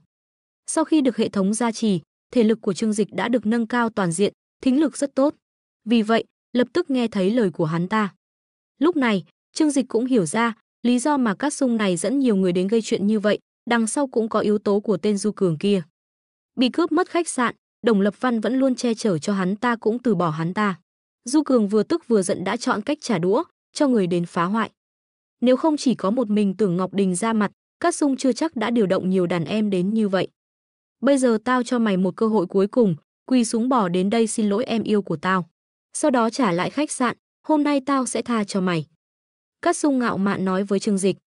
Trên mặt đất đã đầy những mảnh thủy tinh vỡ, Tưởng Ngọc Đình nhìn vẫn chưa thấy thỏa mãn, nhìn xung quanh, lại nhặt một chai rượu vang trên mặt đất, bốp, một tiếng đập vỡ trước mặt Trương Dịch. Rượu vang nổ tung ngay trên mặt đất, mảnh thủy tinh và rượu đỏ bắn tung tóe khắp nơi. Những mảnh chai thủy tinh sắc nhọn nằm trong vũng máu, trông rất đáng sợ, còn sắc hơn cả dao. Đúng, quỳ xuống bỏ đến đây cho tao. Cô ta cười lạnh đầy độc ác và ngạo mạn nói. Phía sau Trương Dịch, các nhân viên trong khách sạn đều sợ hãi tột độ. Mặc dù số lượng không ít nhưng họ nào dám đấu tranh với những tên côn đồ liều lĩnh này, chỉ có thể co rúm lại run rẩy. Và chỉ có một mình Trương Dịch đứng ở phía trước, từ đầu đến cuối không hề nhúc nhích một bước. Khi đám côn đồ đập phá khách sạn, anh ta đứng đó, ánh mắt không hề gợn sóng. Bởi vì, dù sao đồ đạc trong khách sạn cũng không phải của anh ta đập thì đập. Những thứ này đều là do Du Cường để lại trước đây, mặc dù ở huyện Linh Quỳ đều được coi là hàng cao cấp nhưng không lọt vào mắt Trương Dịch.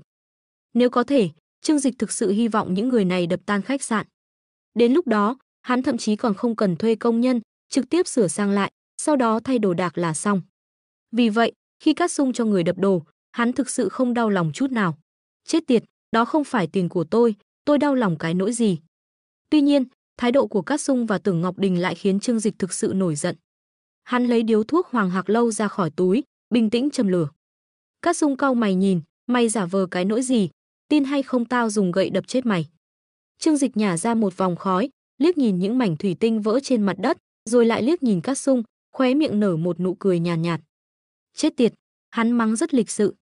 Đồng tử của Cát Sung đột nhiên co lại, hắn ta tức giận định cho người đánh chết Trương Dịch. Kết quả là lúc này, trước mắt đột nhiên tối sầm lại, Trương Dịch thực sự lao về phía hắn ta với tốc độ cực nhanh. Khoảng cách giữa hai người chỉ khoảng 3-4 mét, trước cú lao hết sức của Trương Dịch, Cát Sung không kịp né tránh. Hắn ta còn muốn dùng gậy bóng chày để đánh trả, chỉ thấy ngực đau nhói, cả người bay thẳng lên không trung. Ầm. Cát Sung ngã văng ra xa 3-4 mét, đập vỡ tan tành một chiếc bình hoa lớn bằng sứ xanh gần cửa khách sạn, sau đó ngã mạnh xuống đất. Những mảnh sứ vỡ đâm vào lưng hắn ta, máu chảy lênh láng. Nhưng đó không phải là vết thương nghiêm trọng nhất, vết thương nghiêm trọng nhất ở ngực, hắn ta mặc áo phông đen nên có thể thấy rõ ngực bị lõm xuống một mảng lớn. Phụt, một ngụm máu lớn như đài phun nhỏ chảy ra từ miệng hắn ta, sau đó máu không ngừng chảy. Trương Dịch đứng ở nơi Cát Sung vừa đứng, từ từ thu khuỷu tay phải lại. Cách tấn công hung bạo nhất trong Bát Cực Quyền, Thiết Sơn Kháo. Chắc là chưa chết đâu, Trương Dịch thản nhiên nói. Không cần thiết phải gây án mạng trong khách sạn của mình, hắn là một công dân tốt tuân thủ pháp luật. Vì vậy, hắn chỉ dùng 5 phần sức cho chiêu này. Nhưng nhìn hiệu quả thì chiêu sát thủ này vẫn quá mạnh. Máu trong miệng Cát Sung chảy ra, hắn ta chỉ vào Trương Dịch kinh hoàng nói, anh. Sau đó lại phun ra một ngụm máu, khiến hắn ta không nói nên lời. Cảnh tượng đẫm máu này khiến Tưởng Ngọc Đình sợ hãi hét lên. Ngay cả những tên côn đồ cầm gậy sắt cũng quên mất động tác đập phá trong tay, sợ hãi vội vàng tránh xa Trương Dịch. Bắt giặc phải bắt vua, Trương Dịch hiểu rõ đạo lý này. Cát Sung có rất nhiều đàn em, nếu đánh trực diện thì thực sự có cơ hội đánh thắng. Nhưng Trương Dịch là ai? Là chủ tịch của Thịnh Thế, đương nhiên sẽ không ngu ngốc đến mức tự mình mạo hiểm. Chỉ cần đánh bại Cát Sung, những tên côn đồ này sẽ không còn can đảm đánh nữa. Côn đồ thì mãi mãi chỉ là côn đồ, ở một nơi nghèo nàn như huyện Linh Quỳ có rất nhiều kẻ vô công rồi nghề, ngày ngày tụ tập thành băng nhóm, lêu lổng ngoài phố. Nhưng so với xã hội đen thực sự, chúng chẳng là cái thá gì. Đừng thấy đông người nhưng lại nhát như thỏ đế. Chỉ cần dọa một chút là mất hết can đảm. Thực sự để chúng liều mạng, chúng có thể tè ra quần. Vì vậy, khi thấy Trương Dịch ra tay tàn nhẫn như vậy, thậm chí đánh Cát Sung đến mức nôn ra máu, những tên côn đồ trong khách sạn đều bị chấn động, vội vàng dừng tay và lùi xa. Anh cả, anh không sao chứ? Anh Cát, em đưa anh đến bệnh viện nhé. Này, họ Trương đừng đắc ý, cẩn thận tôi bắt anh bồi thường tiền thuốc thang đấy. Một đám đàn em chỉ tay vào Trương Dịch nói. Nhưng Trương Dịch thậm chí còn lười nhìn chúng, ánh mắt nhẹ nhàng lướt qua Tưởng Ngọc Đình, sau đó nở một nụ cười sâu xa và thích thú. Tưởng Ngọc Đình tận mắt nhìn thấy Cát Sung bị đánh đến mức nôn ra máu, anh Cát oai phong lẫm liệt của cô ta. Chiếc xe đạp điện vô địch, cỗ máy đóng cọc hình người, vậy mà lại bị đánh thành đài phun nước nhân tạo. Phụt, một ngụm máu nữa phun ra từ miệng Cát Sung, khiến Tưởng Ngọc Đình hét lên một tiếng rồi vội vàng lùi lại. Trương Dịch tiến lại gần vài bước, con đàn bà đê tiện này đúng là thích chết mà. Quả nhiên là loại hàng do giáo viên đào tạo ra, nói về sự đê tiện thì cũng là trình độ sách giáo khoa. Anh đừng lại đây. Tưởng Ngọc Đình mặt tái mét nhìn Trương Dịch, lúc này trong lòng cô ta sợ hãi vô cùng. Các người mau đến bảo vệ tôi đi, mau báo thù cho anh Cát của các người. Cô ta vừa khóc vừa la hét với đám côn đồ. Ai ngờ đám côn đồ kia trợn mắt, hoàn toàn không thèm để ý đến lời cô ta. Đùa gì thế, chỉ là một con xe buýt thôi mà, thực sự tưởng mình là đại tỷ sao? Trương Dịch cười lạnh một tiếng, đi tới giơ tay trực tiếp túm lấy tóc Tưởng Ngọc Đình. Tưởng Ngọc Đình đau đớn hét lên, cảm thấy da đầu mình sắp bị lột ra. Trà xanh đúng không? Giả vờ trong sáng đúng không? Ngọc nữ lạnh lùng đúng không? Sao cô không giả vờ nữa đi, hả? Trương Dịch hỏi một câu là tát một cái, cả khách sạn vang lên tiếng chát chát chát, dồn dập. Không một ai dám tiến lên hỏi han, những tên côn đồ ban đầu ngông cuồng vô cùng đều vây quanh Cát Sung, coi như Trương Dịch và Tưởng Ngọc Đình không tồn tại. Hả? Tưởng Ngọc Đình là ai? Xin lỗi, chúng tôi không quen, cô cứ tự nhiên. Tưởng Ngọc Đình bị đánh đến mức kêu khóc thảm thiết, nước mắt chảy xuống làm nhòe cả lớp trang điểm trên mặt. Khuôn mặt trái xoan nhỏ nhắn ban đầu sưng vù lên, trông giống như hai cái mông, lúc này trông thật khó coi. Sau khi tát liên tiếp hơn chục cái, Trương Dịch cau mày nhìn bàn tay phải của mình. TMD, dùng sức quá, kết quả là tay đau quá. Hắn trừng mắt nhìn Tưởng Ngọc Đình và mắng, con thối này đúng là không biết xấu hổ, làm hại tay tao đau quá. Tưởng Ngọc Đình nước mắt giàn giụa, hu hu hu, hu hu hu. Mặt cô ta sưng đến mức không nói nên lời. Trương Dịch cau mày, quát lớn với hai tên côn đồ đang đứng một bên cẩn thận hóng hớt, hai người kia. Đúng đúng đúng, nói chính là hai tên tay sai các người đấy, chết tiệt đến đây cho tao. Hai tên đàn em nghe vậy, rất ấm ức nói nhỏ, chúng tôi không phải tay sai. Làm ơn đi soi gương rồi hãy nói câu đó. Trương Dịch giơ tay ném Tưởng Ngọc Đình xuống chân chúng. Tay tao đau rồi, các người tiếp tục đánh, đánh đến khi nào rụng hết răng thì thôi. Tưởng Ngọc Đình sợ đến nỗi mắt trợn tròn, hu hu hu, hu hu hu. Hai tên côn đồ nhìn nhau, bất phục hỏi Trương Dịch, anh là ai? Tại sao chúng tôi phải nghe anh? Ồ, vậy sao? Trương Dịch cười lạnh một tiếng, nhẹ nhàng bóp ngón tay mình, lập tức vang lên một tràng âm thanh như giang đậu. Hai tên côn đồ đồng tử co lại, như nhớ đến một cường giả đấu tôn khủng khiếp nào đó, trong lòng lập tức lạnh toát. Hừ, chúng tôi không phải vì anh mới ra tay. Thực sự là nhìn con đàn bà đê tiện này không vừa mắt từ lâu rồi. Hai người vừa nói vừa túm lấy Tưởng Ngọc Đình, tạo thành một màn đánh đôi kinh điển. Trương Dịch khoanh tay xem kịch, cười tủm tỉm nói nhỏ, ban đầu định tìm vài người xử lý mày nhưng loại xe buýt như mày, làm thế chẳng khác gì hạ mình xuống. Thôi, vậy thì xé rách cái miệng mày, để sau này mày không thể lừa đảo nữa. Như vậy, dù có muốn lừa gạt người lương thiện cũng khó lắm nhỉ. Tao cũng coi như trừ hại cho dân, đóng góp cho xã hội rồi. Hai người đàn ông cùng lên, như vậy chắc có thể thỏa mãn mày rồi nhỉ. Trương Dịch thấy hài lòng với cách làm của mình, như vậy là cứu được bao nhiêu người lương thiện vô tội đáng thương chứ. Nghĩ đến nếu không phải mình làm vậy, sau này những người lương thiện làm việc vất vả kiếm tiền lại phải cưới loại hàng này, nuôi con của người khác, còn phải chịu đựng cảnh vợ mình thỉnh thoảng đi làm thêm xe buýt, là xe buýt chứ không phải tài xế. Trương Dịch cảm thấy mình thật vĩ đại. Bên kia, Cát Sung bị đánh đến nửa chết. Nhưng vì Trương Dịch nương tay nên chỉ bị thương nội tạng rất nghiêm trọng, không tĩnh dưỡng 1 năm rưỡi thì không khỏi được. Hơn nữa sau này cứ mưa gió là ngược lại đau, mùa đông chỉ có thể chùm chăn nằm trong ổ chăn. Nhưng ít nhất thì hắn ta vẫn sống.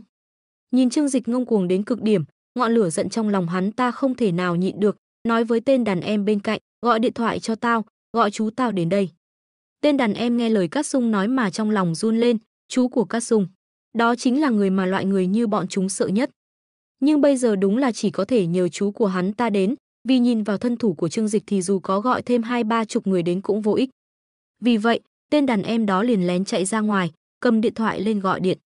Mãi đến lúc này, Tạ Vĩnh Xuân mới vừa băng qua đường chạy vào khách sạn. Vừa nhìn thấy khách sạn bị đập phá tan hoang, lòng hắn ta liền trùng xuống.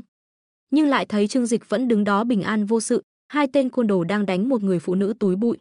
Cát Sung nằm trên đất nửa sống nửa chết, máu chảy lênh láng, lúc đầu hắn ta vô cùng kinh ngạc, sau đó lại cảm thấy đầu bắt đầu đau. May là Trương Dịch không sao. Nhưng tệ là Cát Sung bị đánh thành thế này, chú của hắn ta có thể đồng ý không? Trong tình huống này, chỉ có thể trông chờ Phượng Cử nhanh chóng đến giải quyết vấn đề. Này, mọi người nghe tôi nói, hãy bình tĩnh, đừng xung đột.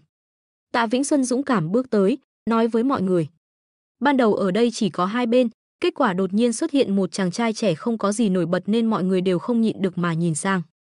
Này, anh là ai? Một tên côn đồ nghi ngờ hỏi. Không thấy bên này đánh nhau dữ dội lắm sao? Lúc này còn dám chạy đến quấy nước đục, chẳng lẽ là nhân vật lợi hại gì sao? Trương Dịch suy nghĩ một chút, hỏi, anh là cảnh sát cục huyện à? Tạ Vĩnh Xuân có chút ngượng ngùng, không phải. Sau đó ông ta cố gắng ưỡn ngực, nói, tôi là cảnh vệ của văn phòng chính quyền huyện, Tạ Vĩnh Xuân. Vừa dứt lời, cả khách sạn lập tức trở nên yên tĩnh, chỉ còn nghe thấy tiếng bốp bốp bốp gấp gáp của Tưởng Ngọc Đình và tiếng Cát Sung phun máu. Vài giây sau, một tên côn đồ đầu vàng tức giận nắm chặt tay đấm vào Tạ Vĩnh Xuân hét, mày muốn chết à? Một tên cảnh vệ cũng dám ở đây ra vẻ, không thấy bọn tao đang đánh người à? Đúng vậy, còn không mau cút đi, cẩn thận lát nữa bọn tao đánh luôn cả mày, đồ khốn. Một đám côn đồ vốn là đến để dạy cho Trương Dịch một bài học, kết quả là không đánh được người, còn bị dọa đến không dám nhúc nhích, bản thân đã thấy rất mất mặt. Bây giờ nhìn thấy Tạ Vĩnh Xuân là cảnh vệ, lại trở nên ngông cuồng. Tạ Vĩnh Xuân cũng ngơ ngác. Các người, thực sự đến để đánh người sao? Nhưng tại sao tôi thấy toàn là các người bị đánh vậy? Trương Dịch nhìn Tạ Vĩnh Xuân, suy nghĩ một chút rồi hiểu ra chắc chắn là do Phượng Cử phái đến. Ha ha, tính thời gian thì Phượng Cử hẳn là sẽ đến rất nhanh thôi. Trương Dịch nhét hai tay vào túi quần, thản nhiên nghĩ. Cũng phải, đối với Phượng Cử mà nói, bây giờ hắn chính là hy vọng lớn nhất. Trương Dịch khó khăn lắm mới đến huyện một chuyến, Phượng Cử sao có thể không nắm bắt cơ hội này để nói chuyện với hắn chứ. Tạ Vĩnh Xuân bị mấy tên côn đồ chửi mắng đến khó chịu, các người đừng như vậy, tôi là cảnh vệ của văn phòng huyện. Ha ha ha, thì vẫn là cảnh vệ thôi mà. Mau cút đi, đừng cản trở Hồ Phi bang chúng tôi làm việc, nếu không thì đánh luôn cả mày. Đúng vậy, một mình còn dám ra mặt, cũng không hỏi xem đại ca của chúng tôi là ai, đúng không, Sung ca? Vài tên côn đồ nhìn về phía Cát Sung vừa được dìu dậy, sắc mặt đã tái nhợt. Cát Sung nghiến răng nghiến lợi, bọn mày thương mại không thấy tao bây giờ ra sao à? Đồ bỏ đi, toàn là đồ bỏ đi, chỉ biết bắt nạt kẻ yếu sợ kẻ mạnh. Trương Dịch nói với Tạ Vĩnh Xuân, anh đi trước đi, chuyện ở đây tôi giải quyết được. Nếu không thì anh ở lại đây cũng chẳng giải quyết được vấn đề gì. Tạ Vĩnh Xuân nhìn đám côn đồ mặt mày không thiện, nuốt một ngụm nước bọt. Cái quái gì thế này? Đám côn đồ đến gây sự với Trương Dịch thì lại khách sáo, còn với hắn ta thì lại hung dữ, có phải các người đều đi theo Trương Dịch không vậy? Được, lát nữa tôi quay lại. Ở dưới mái hiên phải cúi đầu, Tạ Vĩnh Xuân cũng sợ bị đánh, vội vàng chuồn đi. Trương Dịch kéo một cái ghế bên cạnh ngồi xuống, khoanh chân rất bình tĩnh nhìn Cát Sung và đám người. Các người muốn đến đập phá cửa hàng à? Vậy thì cứ tiếp tục đi. Dù sao thì đồ đạc ở đây cũng không phải của tôi. Nhưng nếu muốn đánh người thì tôi phải nhắc nhở các người, hãy cân nhắc kỹ lưỡng sức mình. Hắn nói rất bình tĩnh, lời nói không mang theo bất kỳ cảm xúc nào. Đồ đạc trong khách sạn đều là của Du Cường, vốn dĩ hắn cũng sẽ không giữ lại. Dù sao thì Trương Dịch là một doanh nhân chính đáng tuân thủ pháp luật. Mua mảnh đất và khách sạn này cũng dựa vào mối quan hệ và sự giàu có mạnh mẽ của hắn. Nếu những thứ trong khách sạn này vẫn còn, ngược lại sẽ khiến người ta có cớ nói hắn chiếm đoạt tài sản của người khác. Cho dù những người này không đập phá, anh ta cũng sẽ xử lý hết. Vì vậy, những người đó đập phá đồ đạc của Du Cường, tiền mất cũng là của Du Cường, liên quan gì đến Trương Dịch. Nói như vậy, đám côn đồ ngược lại không biết phải ra tay thế nào, họ nhìn về phía Cát Sung đang hấp hối. Cát Sung quả là kẻ đi theo giang hồ, ngày thường cũng có thói quen tập thể dục, thân hình khá rắn chắc. Mặc dù bị thương rất nặng, lại phun ra một đống máu tươi, thậm chí quần áo cũng ướt đẫm, nhưng anh ta vẫn cố gắng chống đỡ không ngã xuống. Hắn ta đầy vẻ kiêng dè và căm hận nhìn chằm chằm vào Trương Dịch, nhổ ra một ngụm nước bọt đầy máu, hung dữ nói, mày rất ngông cuồng phải không? Có gan thì cứ đợi đấy, có người thu thập mày. Ồ, vậy sao? Vậy thì tôi phải xem cho kỹ rồi. Trương Dịch cười tủm tỉm nhìn Cát Sung, thản nhiên nói. Ha ha, hơi thú vị đấy. Trương Dịch không thích gây chuyện, nếu có thể hòa thuận kiếm tiền thì tốt nhất. Nếu không được thì phải dùng đến một số thủ đoạn đặc biệt. Dù sao thì với mối quan hệ hiện tại của hắn và Phượng Cử, ở huyện Linh Quỳ này cũng coi như muốn làm gì thì làm. Sau này hắn không thể cứ mãi nhìn vào một huyện nhỏ, còn chị cả thì phải kinh doanh ở đây. Nếu còn có người oán hận mình và khách sạn này, tương lai sẽ trả thù thì phải làm sao? Trương Dịch tuyệt đối không cho phép chuyện như vậy xảy ra. Hắn để lại cho chị cả, nhất định phải là một khách sạn sạch sẽ không có bất kỳ mối nguy hiểm nào về an toàn. Vì vậy bây giờ, hắn phải cho nổ tung tất cả các yếu tố nguy hiểm, sau đó giải quyết một lần. Thằng nhóc, mày đúng là điên thật, có bản lĩnh thì đừng chạy, tao sẽ cho mày biết, ở địa bàn huyện Linh Quỳ này chưa có ai dám chống đối tao. Hò hò hò. Cát Sung cố chống đối Trương Dịch nhưng chỉ cần dùng sức, ngực hắn ta lại bắt đầu đau dữ dội, máu trào ra từ khóe miệng. Trương Dịch lạnh lùng nhìn hắn ta, thản nhiên nói, nếu không đến bệnh viện thì anh thực sự sẽ chết đấy. Có gan thì anh dùng mạng mình để chơi với tôi, đó mới là đàn ông đích thực. Nói đến đây, giọng điệu của hắn thay đổi, ánh mắt cũng trở nên sắc bén, nhưng mà, cho dù anh có chết thì tôi cũng sẽ bình an vô sự, anh tin không? Đám côn đồ cầm hung khí xông vào khách sạn, ảnh hưởng nghiêm trọng đến tính mạng và tài sản của Trương Dịch và nhân viên khách sạn. Cho dù là kiện tụng thì Trương Dịch cũng có đủ tiền để thuê luật sư giỏi nhất bào chữa. Huống hồ, một người như Cát Sung, nói trước đây trong sạch thì tuyệt đối không thể. Chỉ cần lật lại hồ sơ của hắn ta là có thể kết tội hắn ta thành lập tổ chức xã hội đen.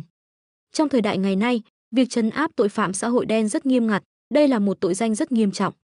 Chỉ dựa vào những điểm này, Trương Dịch sẽ không phải chịu bất kỳ hình phạt nào.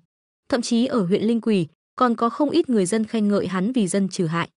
Chỉ là, nếu không cần thiết thì Trương Dịch sẽ không ra tay giết người. Hắn tham tiền háo sắc là một người phàm tục nhưng có một số nguyên tắc hắn sẽ không đụng đến. Đó là không làm tổn thương đến những người không đụng đến hắn sẽ không lấy mạng họ. Một là trong lòng không thể chấp nhận, hai là không muốn dính vào quá nhiều rắc rối. Cát Sung nghe lời Trương Dịch nói thì tức đến mức mặt mày trắng bệch. Mày có gan, hắn ta hét lớn, Kết quả là máu ở khóe miệng lại trào ra nhiều hơn. Đám côn đồ dưới trướng lo lắng nói, anh Sung, chúng ta đi thôi, đưa anh đến bệnh viện trước. Đúng vậy, lát nữa chú anh nhất định sẽ bắt anh ta. Đến lúc đó chúng ta sẽ bảo anh em bên trong dạy cho anh ta một bài học. Cát Sung nghiến răng, gầm lên, không được, hôm nay tôi phải nhìn anh ta chết mới được. Từ nhỏ đến lớn, Cát Sung chưa từng chịu ấm ức như vậy. Gia tộc họ Cát có thể nói là gia tộc lớn thứ hai ở huyện Linh Quỷ, chỉ sau gia tộc họ Phượng. Đừng nói là đánh hắn ta bị thương, nếu ai dám nói xấu hắn ta sau lưng mà hắn ta biết được thì sẽ khiến người đó sống không bằng chết. Nhưng hôm nay, hắn ta lại bị một thằng nhóc vô danh đánh trọng thương trước mặt đám đàn em và tay chân, khiến hắn ta mất hết mặt mũi. Điều này, anh ta làm sao có thể chịu đựng được. Tao nhất định phải nhìn hắn chết trước mặt tao, Cát Sung cố chống đỡ nói. Đáng thương, e rằng đến ngày anh chết cũng không nhìn thấy cảnh đó đâu, Trương Dịch mỉm cười nói. Biểu cảm và thái độ thản nhiên này khiến lửa giận trong lòng Cát Sung càng bùng cháy. Đột nhiên, một tên đàn em ngẩng đầu lên, tai hướng về phía ngoài cửa lắng nghe. Trên đường phố ồn ào, có tiếng xe chạy vội vã. Hắn ta mừng rỡ, hét lớn, tuyệt quá, lãnh đạo Cát đến rồi.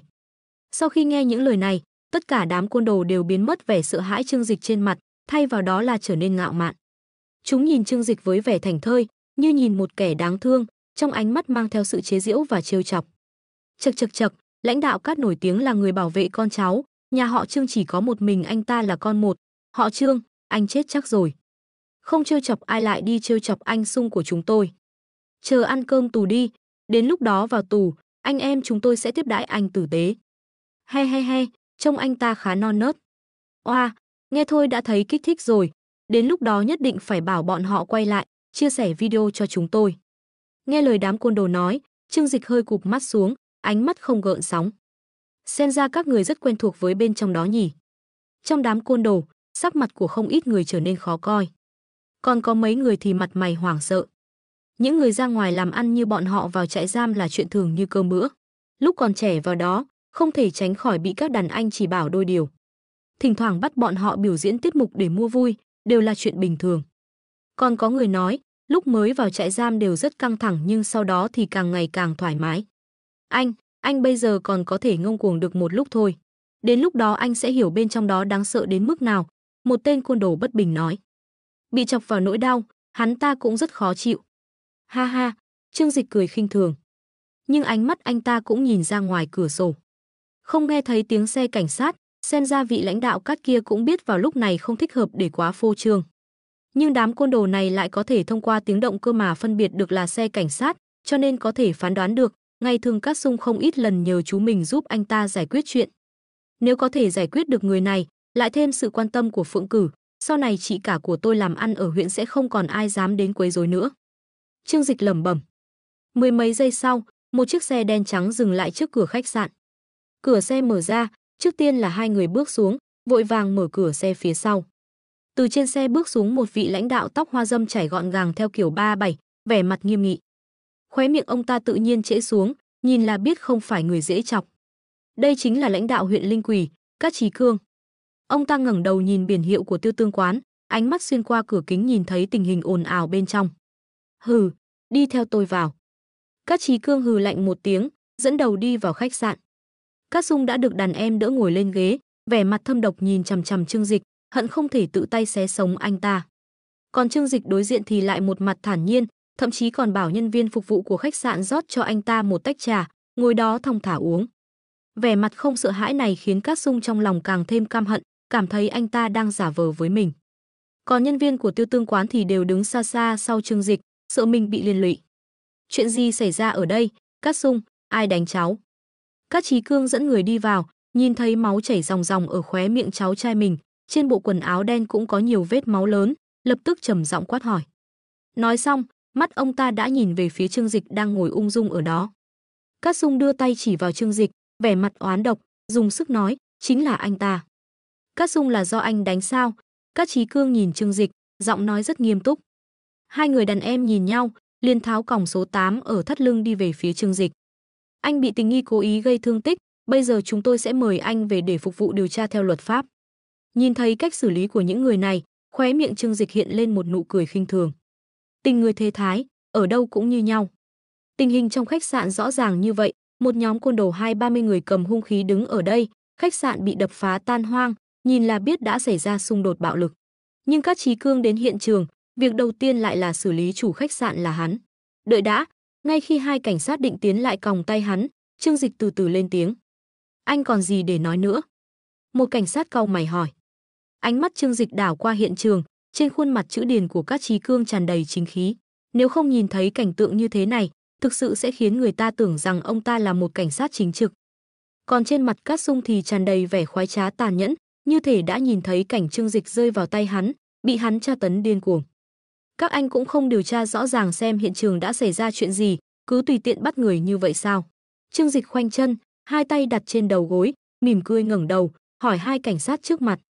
Hai người này nhìn nhau, trong mắt thậm chí còn lộ ra vẻ đắc ý. Đến lúc này rồi mà anh còn nói với chúng tôi những lời như vậy, chẳng lẽ là xem nhiều phim truyền hình quá rồi sao? Có người báo cảnh sát tố cáo anh đánh người, bây giờ nạn nhân đã đích thân chỉ đích danh anh làm rồi. Cho nên anh phải phối hợp với chúng tôi điều tra, còn những chuyện khác thì sau này sẽ có người xử lý. Một cảnh sát nhàn nhạt nói. Những kẻ thực sự lợi hại biết cách lợi dụng quy tắc để làm việc, chứ không phải ngốc nghếch nói với anh rằng, tao muốn chơi mày, mày làm gì được tao. Trương Dịch đúng là đã đánh Cát Sung, hơn nữa còn đánh rất nghiêm trọng. Chỉ cần đến bệnh viện giám định thương tích, chắc chắn sẽ là thương tích nặng. Cho nên hắn mới có thể nói như vậy. Tất nhiên, cho dù Cát Sung không bị thương quá nặng, bọn họ cũng có cách riêng. Trương Dịch cười, nhìn khách sạn đã tan hoang xung quanh, nhàn nhạt nói, nơi này đã bị đập phá tan nát rồi, tội phạm đang ở ngay trước mắt các anh. Nhìn đi, còn cầm cả gậy sắt trên tay kìa. Sao nào, mấy vị không định xử lý sao? Hừ, những người này chúng tôi tự nhiên sẽ xử lý. Nhưng anh gây thương tích nghiêm trọng, tính chất càng tệ hơn, cho nên chúng tôi phải xử lý vấn đề của anh trước. Cảnh sát quát lớn. Một cảnh sát khác nói, tôi khuyên anh nên tích cực phối hợp với công việc của chúng tôi, tranh thủ được hưởng khoan hồng xử lý, nếu không thì chỉ tự chuốc lấy khổ vào thân. Từ đầu đến cuối, đều là hai thuộc hạ của Cát Chí Cương đối thoại với Trương Dịch, còn bản thân Cát Chí Cương thì đi đến chỗ Cát Sung xem xét thương thế của hắn. Theo ông ta thấy, một Trương Dịch nhỏ bé căn bản không đáng để ông ta đích thân thẩm vấn. Hai trợ thủ đắc lực này đã theo ông ta nhiều năm, hẳn là biết phải làm thế nào.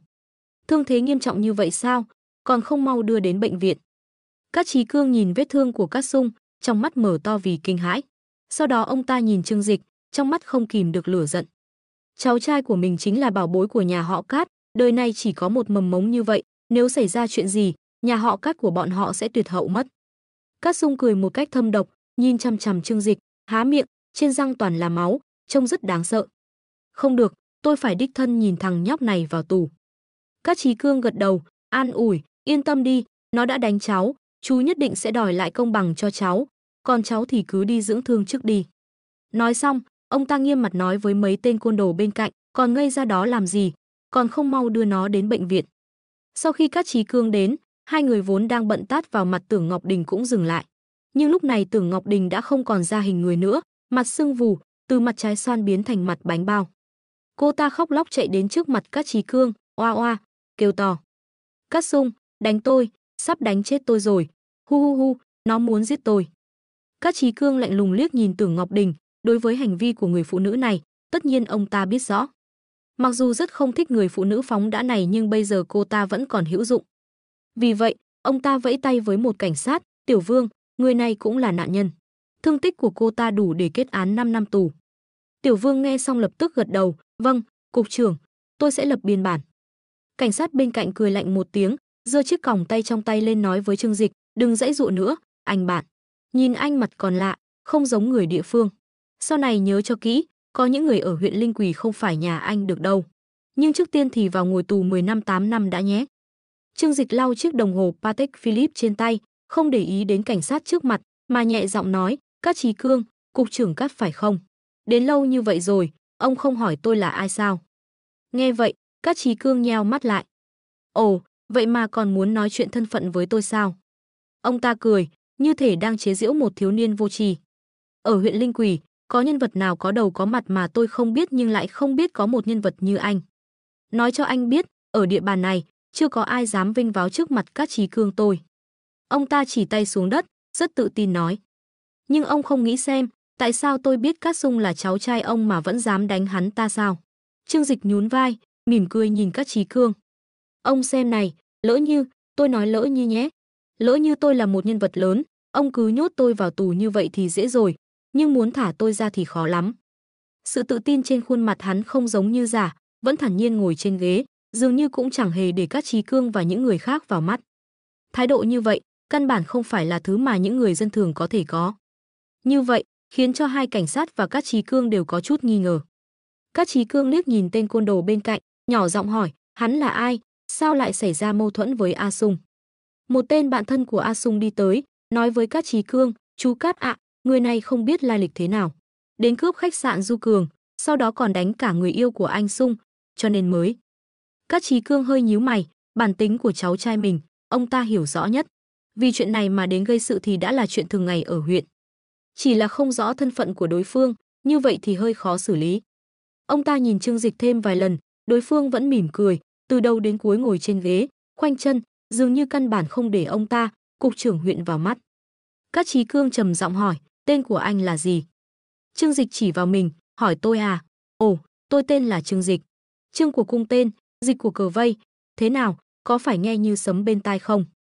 Cát Chí Cương sửng sốt một chút, sau đó cơ mặt co giật dữ dội, có thể thấy rõ khuôn mặt ông ta sắp nổi cơn thịnh nộ. Thằng nhóc thối tha, dám trêu đùa tôi, huyện Linh Quỷ căn bản chưa từng nghe nói có nhân vật nào như anh, bắt nó lại. Trương Dịch rất thoải mái đưa hai tay ra, để họ còng. Tôi nói trước nhé, còng vào thì dễ, tháo ra thì khó. Hơn nữa các anh đừng vội, tôi cũng không nói mình là người huyện Linh Quỷ. Đợi đã. Cát Chí Cương đột nhiên hét lên, kiên nhẫn hỏi thêm một câu, cho anh cơ hội cuối cùng, nói cho tôi biết, anh là người nhà của cán bộ nào.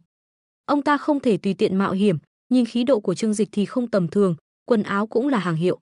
Lỡ như đây là họ hàng của một ông lớn nào đó, đến lúc đó ông ta sẽ gặp rắc rối. Trương Dịch nghe xong, thở dài một hơi. Thực ra, thời đại học tôi định thi công chức, đáng tiếc sau đó nghe nói lương thấp quá nên thôi, cho nên, nhà tôi không có ai làm quan. Ồ, đúng rồi, một người chú họ của tôi từng làm bí thư làng nhé. Hay hay, đây là quan lớn lắm đấy, cả làng chúng tôi đều do ông ấy quản. Trương Dịch cười ha hả nhìn Cát Chí Cương nói. Lúc này, Cát Chí Cương không thể kiềm chế được cảm xúc giận dữ của mình nữa.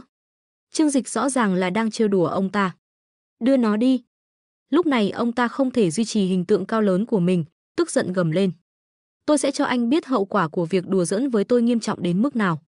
Hai cảnh sát cũng nhìn Trương Dịch bằng ánh mắt u ám, như nhìn một người sắp chết. Thật không ngờ lại dám ở đây trêu chọc cục trưởng của họ, chẳng phải là tự tìm đường chết sao.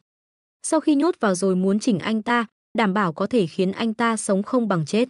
E rằng cả đời này sẽ để lại bóng ma tâm lý. Đây là do anh tự chuốc lấy. Cảnh sát họ Vương cầm còng tay, cạch, một tiếng còng vào cổ tay Trương Dịch. Trương Dịch không hề phản kháng, mặc cho ông ta còng mình lại. Hắn vẫn cười híp mắt nhìn hai cảnh sát trước mặt và Cát Chí Cương đang nổi cơn thịnh nộ. Tôi vẫn nói câu đó, thứ này đeo vào thì dễ nhưng nếu muốn tháo ra thì không dễ dàng như vậy. Hừ, anh còn muốn tháo ra sao? Chỉ riêng tội cố ý gây thương tích này thôi cũng đủ để anh ngồi tù đến già rồi. Cát Chí Cương không quên chụp mũ lên đầu Trương Dịch. Trương Dịch nhún vai, có lẽ vậy, chúng ta hãy cùng chờ xem. Ha ha, anh cứ cứng miệng đi. Cảnh sát họ Vương căn bản không coi trọng lời nói của Trương Dịch, cho rằng hắn chỉ đang cố tỏ ra mạnh mẽ mà thôi. Đi nhanh nào, đến đồn cảnh sát xem anh còn có khí thế này không. Nói xong, ông ta định đưa tay ấn vào vai Trương Dịch. Ngay lúc này, cửa khách sạn bị đẩy mạnh ra, một người đàn ông trung niên luống cuống vội vội chạy vào, nhìn thấy cảnh tượng trước mắt thì sợ ngây người. Mau dừng tay. Nghe thấy giọng nói này, Cát Chí Cương theo phản xạ có điều kiện quay đầu lại, sau đó trên mặt cũng lộ ra vẻ kinh ngạc. Bí thư Vu, sao ông lại đến đây? Người vội vội vàng vàng chạy đến đây không phải là Vu Phượng Cử thì là ai? Ông ta vẫn luôn nhờ Tạ Vĩnh Xuân giúp đỡ để theo dõi Trương Dịch, sợ rằng sau khi xem mắt xong, Trương Dịch sẽ bỏ chạy, bản thân không có cơ hội nói vài câu. Vì vậy, ông ta vẫn luôn chờ đợi, bên Tạ Vĩnh Xuân vừa gọi điện thoại, ông ta lập tức để tài xế đưa mình đến đây. Nhưng mà văn phòng chính quyền huyện cách đây còn một đoạn đường không gần, vì vậy dù đã cố gắng hết sức thì cũng chỉ mới đến nơi, ai mà ngờ được, vẫn xảy ra chuyện. Nhìn cảnh tượng trước mắt, ông ta chỉ cảm thấy da đầu tê dại. Đặc biệt là đôi vòng bạc sáng loáng trên cổ tay Trương Dịch, suýt chút nữa khiến ông ta tức đến ngất xỉu tại chỗ. Ai bảo các anh còng người ta, còn không mau thả ra. Vu Phượng Cử gào lên với Cát Chí Cương và hai cảnh sát. Lúc này, ông ta có chút tức giận công tâm. Rõ ràng là chỉ vài giờ trước, Trương Dịch mới nói với ông ta rằng đã xác định sẽ đầu tư vào huyện Linh Quỳ. Ông ta mừng như điên, cảm thấy mình làm quan cao cấp ở huyện Linh Quỳ nhiều năm như vậy, cuối cùng cũng có cơ hội lập chút thành tích. Nhưng vừa quay đầu, Trương Dịch đã gặp phải chuyện như vậy ở huyện, lỡ như hắn tức giận bỏ đi thì phải làm sao? Ông ta Vu Phượng Cử đi đâu tìm được nhà đầu tư nhiều tiền như vậy chứ? Cát Chí Cương nuốt nước bọt, sắc mặt có chút tái nhợt. Vu Phượng Cử vốn là người xuất thân từ nhà văn, ngày thường thích viết chữ thư pháp để tu dưỡng tình cảm, tính tình cực kỳ tốt.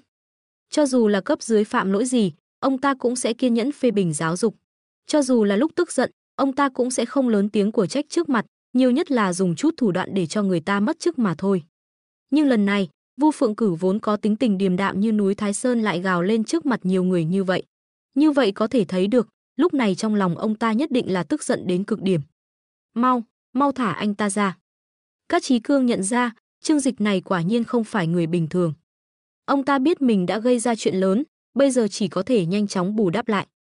Hai cảnh sát cũng vội vàng đi tới, định mở còng tay cho Trương Dịch. Nhưng lúc này, Trương Dịch lại giật tay ra. Ồ, tôi vừa nói gì nhỉ? Hắn mỉm cười nhìn Cát Chí Cương và hai cảnh sát, dùng giọng điệu trêu chọc nói, tôi không nói rồi sao, thứ này đeo vào thì đơn giản, tháo ra thì khó lắm. Ha ha, các anh xem, tôi có lừa người không? Cát Chí Cương và hai cảnh sát đều cảm thấy xấu hổ. Cát Chí Cương hỏi Vu Phượng Cử, bí thư Vu, vị này là người của ông sao? Vu Phượng Cử thấy thái độ của Trương Dịch, tim như muốn nhảy ra khỏi cổ họng. Đừng thấy người ta mặt mày tươi cười, trong lòng chỉ biết tức giận đến mức nào. Anh ấy là tài thần của chúng ta, tập đoàn Thịnh Thế các anh đã nghe nói chưa? Anh ấy chính là tổng giám đốc Trương Dịch của tập đoàn Thịnh Thế. Vu Phượng Cử nghiến răng nói với Cát Chí Cương về thân phận của Trương Dịch. Ông ta nhìn Cát Chí Cương bằng ánh mắt như muốn ăn tươi nuốt sống, tức giận đến cực điểm nói cho ông ta biết, để ông ta hiểu mình đã phạm phải sai lầm lớn đến mức nào. Sắc mặt Cát Chí Cương càng tái nhợt hơn, trên trán cũng bắt đầu chảy ra những giọt mồ hôi mịn. Là cán bộ của cục huyện, ông ta sẽ không tham gia vào công tác kêu gọi đầu tư. Nhưng đối với việc Vu Phượng Cử những năm qua nỗ lực phát triển huyện Linh Quỳ, có thể nói là không ai không biết, không ai không hay, là cán bộ cấp cao như ông ta sao có thể không biết được. Ai cũng biết đó là toàn bộ tâm huyết của Vu Phượng Cử. Mà tập đoàn Thịnh Thế ở Thiên Hải lớn như vậy, ông ta không biết mới là lạ. Kết quả là, chính mình lại đắc tội với một nhà đầu tư lớn như vậy vào thời điểm quan trọng này, Vu Phượng Cử có thể tha cho mình sao? Càng nghĩ sâu xa, mồ hôi trên trán Cát Chí Cương càng nhiều. Mặc dù trong khách sạn bật điều hòa rất đủ nhưng cảm giác lại còn nóng hơn đứng dưới trời nắng to vào mùa hè. Ông ta vội vàng chạy đến trước mặt Trương Dịch, vẻ mặt ngạo mạn và hống hách đều biến mất, chỉ còn lại nụ cười nịnh nọt và lấy lòng. Tổng giám đốc Trương, thật sự xin lỗi, tôi không biết là anh đến, nếu không thì tôi nào dám còng anh chứ. Ồ, vậy sao? Lúc anh hỏi tên tôi đã nói từng chữ một rồi mà. Bây giờ lại nói không quen tôi, có phải là không coi Trương Dịch tôi ra gì không? Trương Dịch cười lạnh hỏi, đôi mắt híp lại đầy thích thú. Cát Chí Cương vội vàng toát mồ hôi lạnh. Ông ta thầm nghĩ, trên thế giới có nhiều người tên Trương Dịch như vậy, tôi làm sao biết anh là ai được. Nếu anh nói với tôi anh là tổng giám đốc của tập đoàn Thịnh Thế, tôi gọi anh là ông nội cũng được. Nhưng trên mặt ông ta vẫn phải tiếp tục cười nịnh, nhìn chiếc vòng bạc trên tay Trương Dịch, ngại ngùng nói, thứ này đeo không thoải mái, tôi tháo ra cho anh nhé. Trương Dịch nhíu mày, chế nhạo hỏi, nói đeo thì đeo, nói tháo thì tháo. Cục trưởng Cát, chẳng lẽ thứ này là của nhà ông sao? Câu nói này vừa mang nghĩa bóng vừa mang nghĩa đen, bề ngoài thì có vẻ như đang nói đùa nhưng thực chất là đang chế nhạo Cát Chí Cương lạm dụng chức quyền. Sắc mặt Cát Chí Cương càng tái nhợt hơn, vô thức liếc nhìn Vu Phượng Cử bên cạnh. Còn Vu Phượng Cử nghe Trương Dịch nói vậy, nhìn Cát Chí Cương bằng ánh mắt như muốn ăn tươi nuốt sống, điều này khiến Cát Chí Cương sợ hãi. Anh, hiểu lầm, đều là hiểu lầm cả. Ông ta vội vàng toát mồ hôi, không biết nên thu dọn tàn cuộc như thế nào nữa. Vừa rồi đã nói quá chắc chắn nên bây giờ muốn quay lại cũng không quay lại được. Vu Phượng Cử hít sâu một hơi, quát Cát Chí Cương, chuyện này anh phải giải thích rõ ràng. Ông ta nghiến răng, hạ giọng nói bên tai Cát Chí Cương, nếu lần này vì anh mà Trương Dịch từ bỏ đầu tư vào huyện chúng ta, anh đừng hòng giữ được cái mũ trên đầu. Câu nói này của Vu Phượng Cử tuyệt đối không phải là dọa Cát Chí Cương. Không chỉ Cát Chí Cương gặp xui xẻo, mà Vu Phượng Cử cũng sẽ gặp xui xẻo theo. Bởi vì chuyện Trương Dịch là người huyện Linh Quỳ, chắc chắn sẽ sớm được chính quyền thành phố Hoài Hưng biết được. Đến lúc đó, Trương Dịch không đến huyện Linh Quỳ đầu tư, chỉ cần cấp trên điều tra một chút là sẽ hiểu ngay chuyện gì đã xảy ra. Lúc đó, Vu Phượng Cử sẽ bị chỉ trích vì không kêu gọi được đầu tư. Còn Cát Chí Cương, kẻ tội đồ này, có thể không bị cách chức sao? Cát Chí Cương muốn chết luôn cho rồi. Chết tiệt, cái huyện Linh Quỳ nghèo nàn này từ bao giờ lại xuất hiện một nhân vật lợi hại như vậy? Sao vừa đến đã khiến mình phạm lỗi thế này chứ? Những người khác trong cửa hàng đều sợ đến ngây người. Những nhân viên kia vốn tưởng Trương Dịch sẽ bị đưa đi, đang lo lắng không biết sau này khách sạn có còn tiếp tục kinh doanh không, ai sẽ trả lương cho họ. Nhưng chỉ trong chớp mắt, vị quan lớn nhất huyện Linh Quỳ của họ, bí thư Vu Phượng Cử đã đến. Xem ra, ông ta và Trương Dịch là người quen cũ. Một ngày mà đảo ngược tình thế 3-4 lần, người bình thường nào chịu nổi. Những kẻ lưu manh kia là những người khó xử nhất, chúng đều là đàn em của Cát Sung, thấy Cát Chí Cương dẫn theo 2 cảnh sát đến thì không hề sợ hãi. Nhưng khi thư ký Vu Phượng Cử đích thân đến, chúng hoảng sợ. Ông già này nổi tiếng là người theo đuổi thành tích, cấp trên đang giáo diết truy quét tội phạm, ông ta cũng tích cực hưởng ứng. Bây giờ bị ông ta bắt quả tang, chẳng phải chúng sẽ xong đời sao? Nghĩ vậy, lập tức có mấy người muốn nhân lúc đông người không ai chú ý, lẻn ra khỏi cửa lớn. Ai ngờ lúc này Tạ Vĩnh Xuân đã chặn ở cửa, nhướng mày trợn mắt quát, ai dám đi? Hôm nay một người tính một người, cho tôi ngoan ngoãn ở yên đó. Trước mặt bí thư Vu và cục trưởng Cát mà các người còn chạy được sao? Lúc này ông ta đắc ý lắm, vừa rồi để cho lũ nhóc các người coi thường tôi, hôm nay sẽ cho các người biết tay. Lúc này, Cát Chí Cương vì chuyện của Trương Dịch mà sốt ruột không chịu được, lại nhìn thấy đám lưu manh kia, trong lòng càng lạnh ngắt. Ai mà ngờ được Trương Dịch lại là ông chủ lớn mà Vu Phượng Cử mời đến chứ. Bây giờ, trước là còng tay khách quý của Vu Phượng Cử, sau là cháu trai mình dẫn theo một đám lưu manh đến đập phá khách sạn của người ta. Bây giờ, dù có mọc thêm cái miệng nữa cũng không giải thích rõ được. Nhanh lên, chặn hết chúng lại, không được để một tên nào chạy thoát. Khuôn mặt Cát Chí Cương sắp biến thành khổ qua rồi, chỉ có thể cố gắng cứu vãn chút hình tượng của mình trước mặt Vu Phượng Cử. 2 cảnh sát nhìn nhau, vội vàng chạy đến khống chế đám lưu manh. Tất cả đứng im, không được chạy, nếu không sẽ bị tăng nặng hình phạt. Đám lưu manh kia muốn khóc luôn, chúng chạy đi đâu được. Trong đồn ai mà chẳng có tiền án, chỉ cần tra một cái là ra ngay. Vì vậy, đám người này chỉ có thể vứt hết hung khí trong tay, ôm đầu xếp thành một hàng ngồi xổm ở góc tường. Cát Sung nửa sống nửa chết dựa vào ghế, thấy sự thay đổi đột ngột này, vừa tức vừa sốt ruột. Trương Dịch này đánh mình một trận, rõ ràng phải để hắn vào trong cho người ta dạy dỗ một trận mới đúng, sao tự nhiên cả chú mình và bí thư Vu đều phải nịnh nọt hắn vậy. Trương Dịch ung dung ngồi trên ghế, thong thả đung đưa chân. Cát Chí Cương ở bên cạnh liên tục xin lỗi, cúi thắt lưng 90 độ nhưng Trương Dịch không hề nới lỏng. Không sao mà, ông muốn làm gì thì làm, đừng để ý đến tôi. Vâng, theo tiêu chuẩn của anh, chúng ta sẽ thực thi pháp luật công bằng, công chính, công khai. Tôi không phải đã đánh người sao, không phải đã đánh cháu ông đến mức nôn ra máu sao. Nhanh lên, còng tay vào cho tôi, còn không bắt tôi đi thì chờ gì nữa. Trương Dịch tỏ vẻ rất phối hợp, đưa tay ra để Cát Chí Cương bắt mình đi. Tổng giám đốc Trương, ngàn sai vạn sai đều là lỗi của tôi, anh hãy tha cho tôi lần này đi. Cát Chí Cương muốn gọi ông nội rồi, làm sao còn dám động tay thật. Ông sai ở đâu? Ông không sai chút nào. Trương Dịch cười hì hì nói. Không, là tôi sai, là tôi. Cát Chí Cương vội vàng nhận lỗi về mình. Ồ, ánh mắt Trương Dịch lóe lên tia lạnh, mỉm cười hỏi, vậy thì tôi không hiểu rồi, ông nói xem, rốt cuộc ông sai ở đâu? Cát Chí Cương nuốt nước bọt ực, một tiếng. Ông ta cẩn thận ngẩng đầu lên nhìn trộm biểu cảm của Trương Dịch tỏ vẻ thích thú, không hề đưa ra bất kỳ gợi ý nào.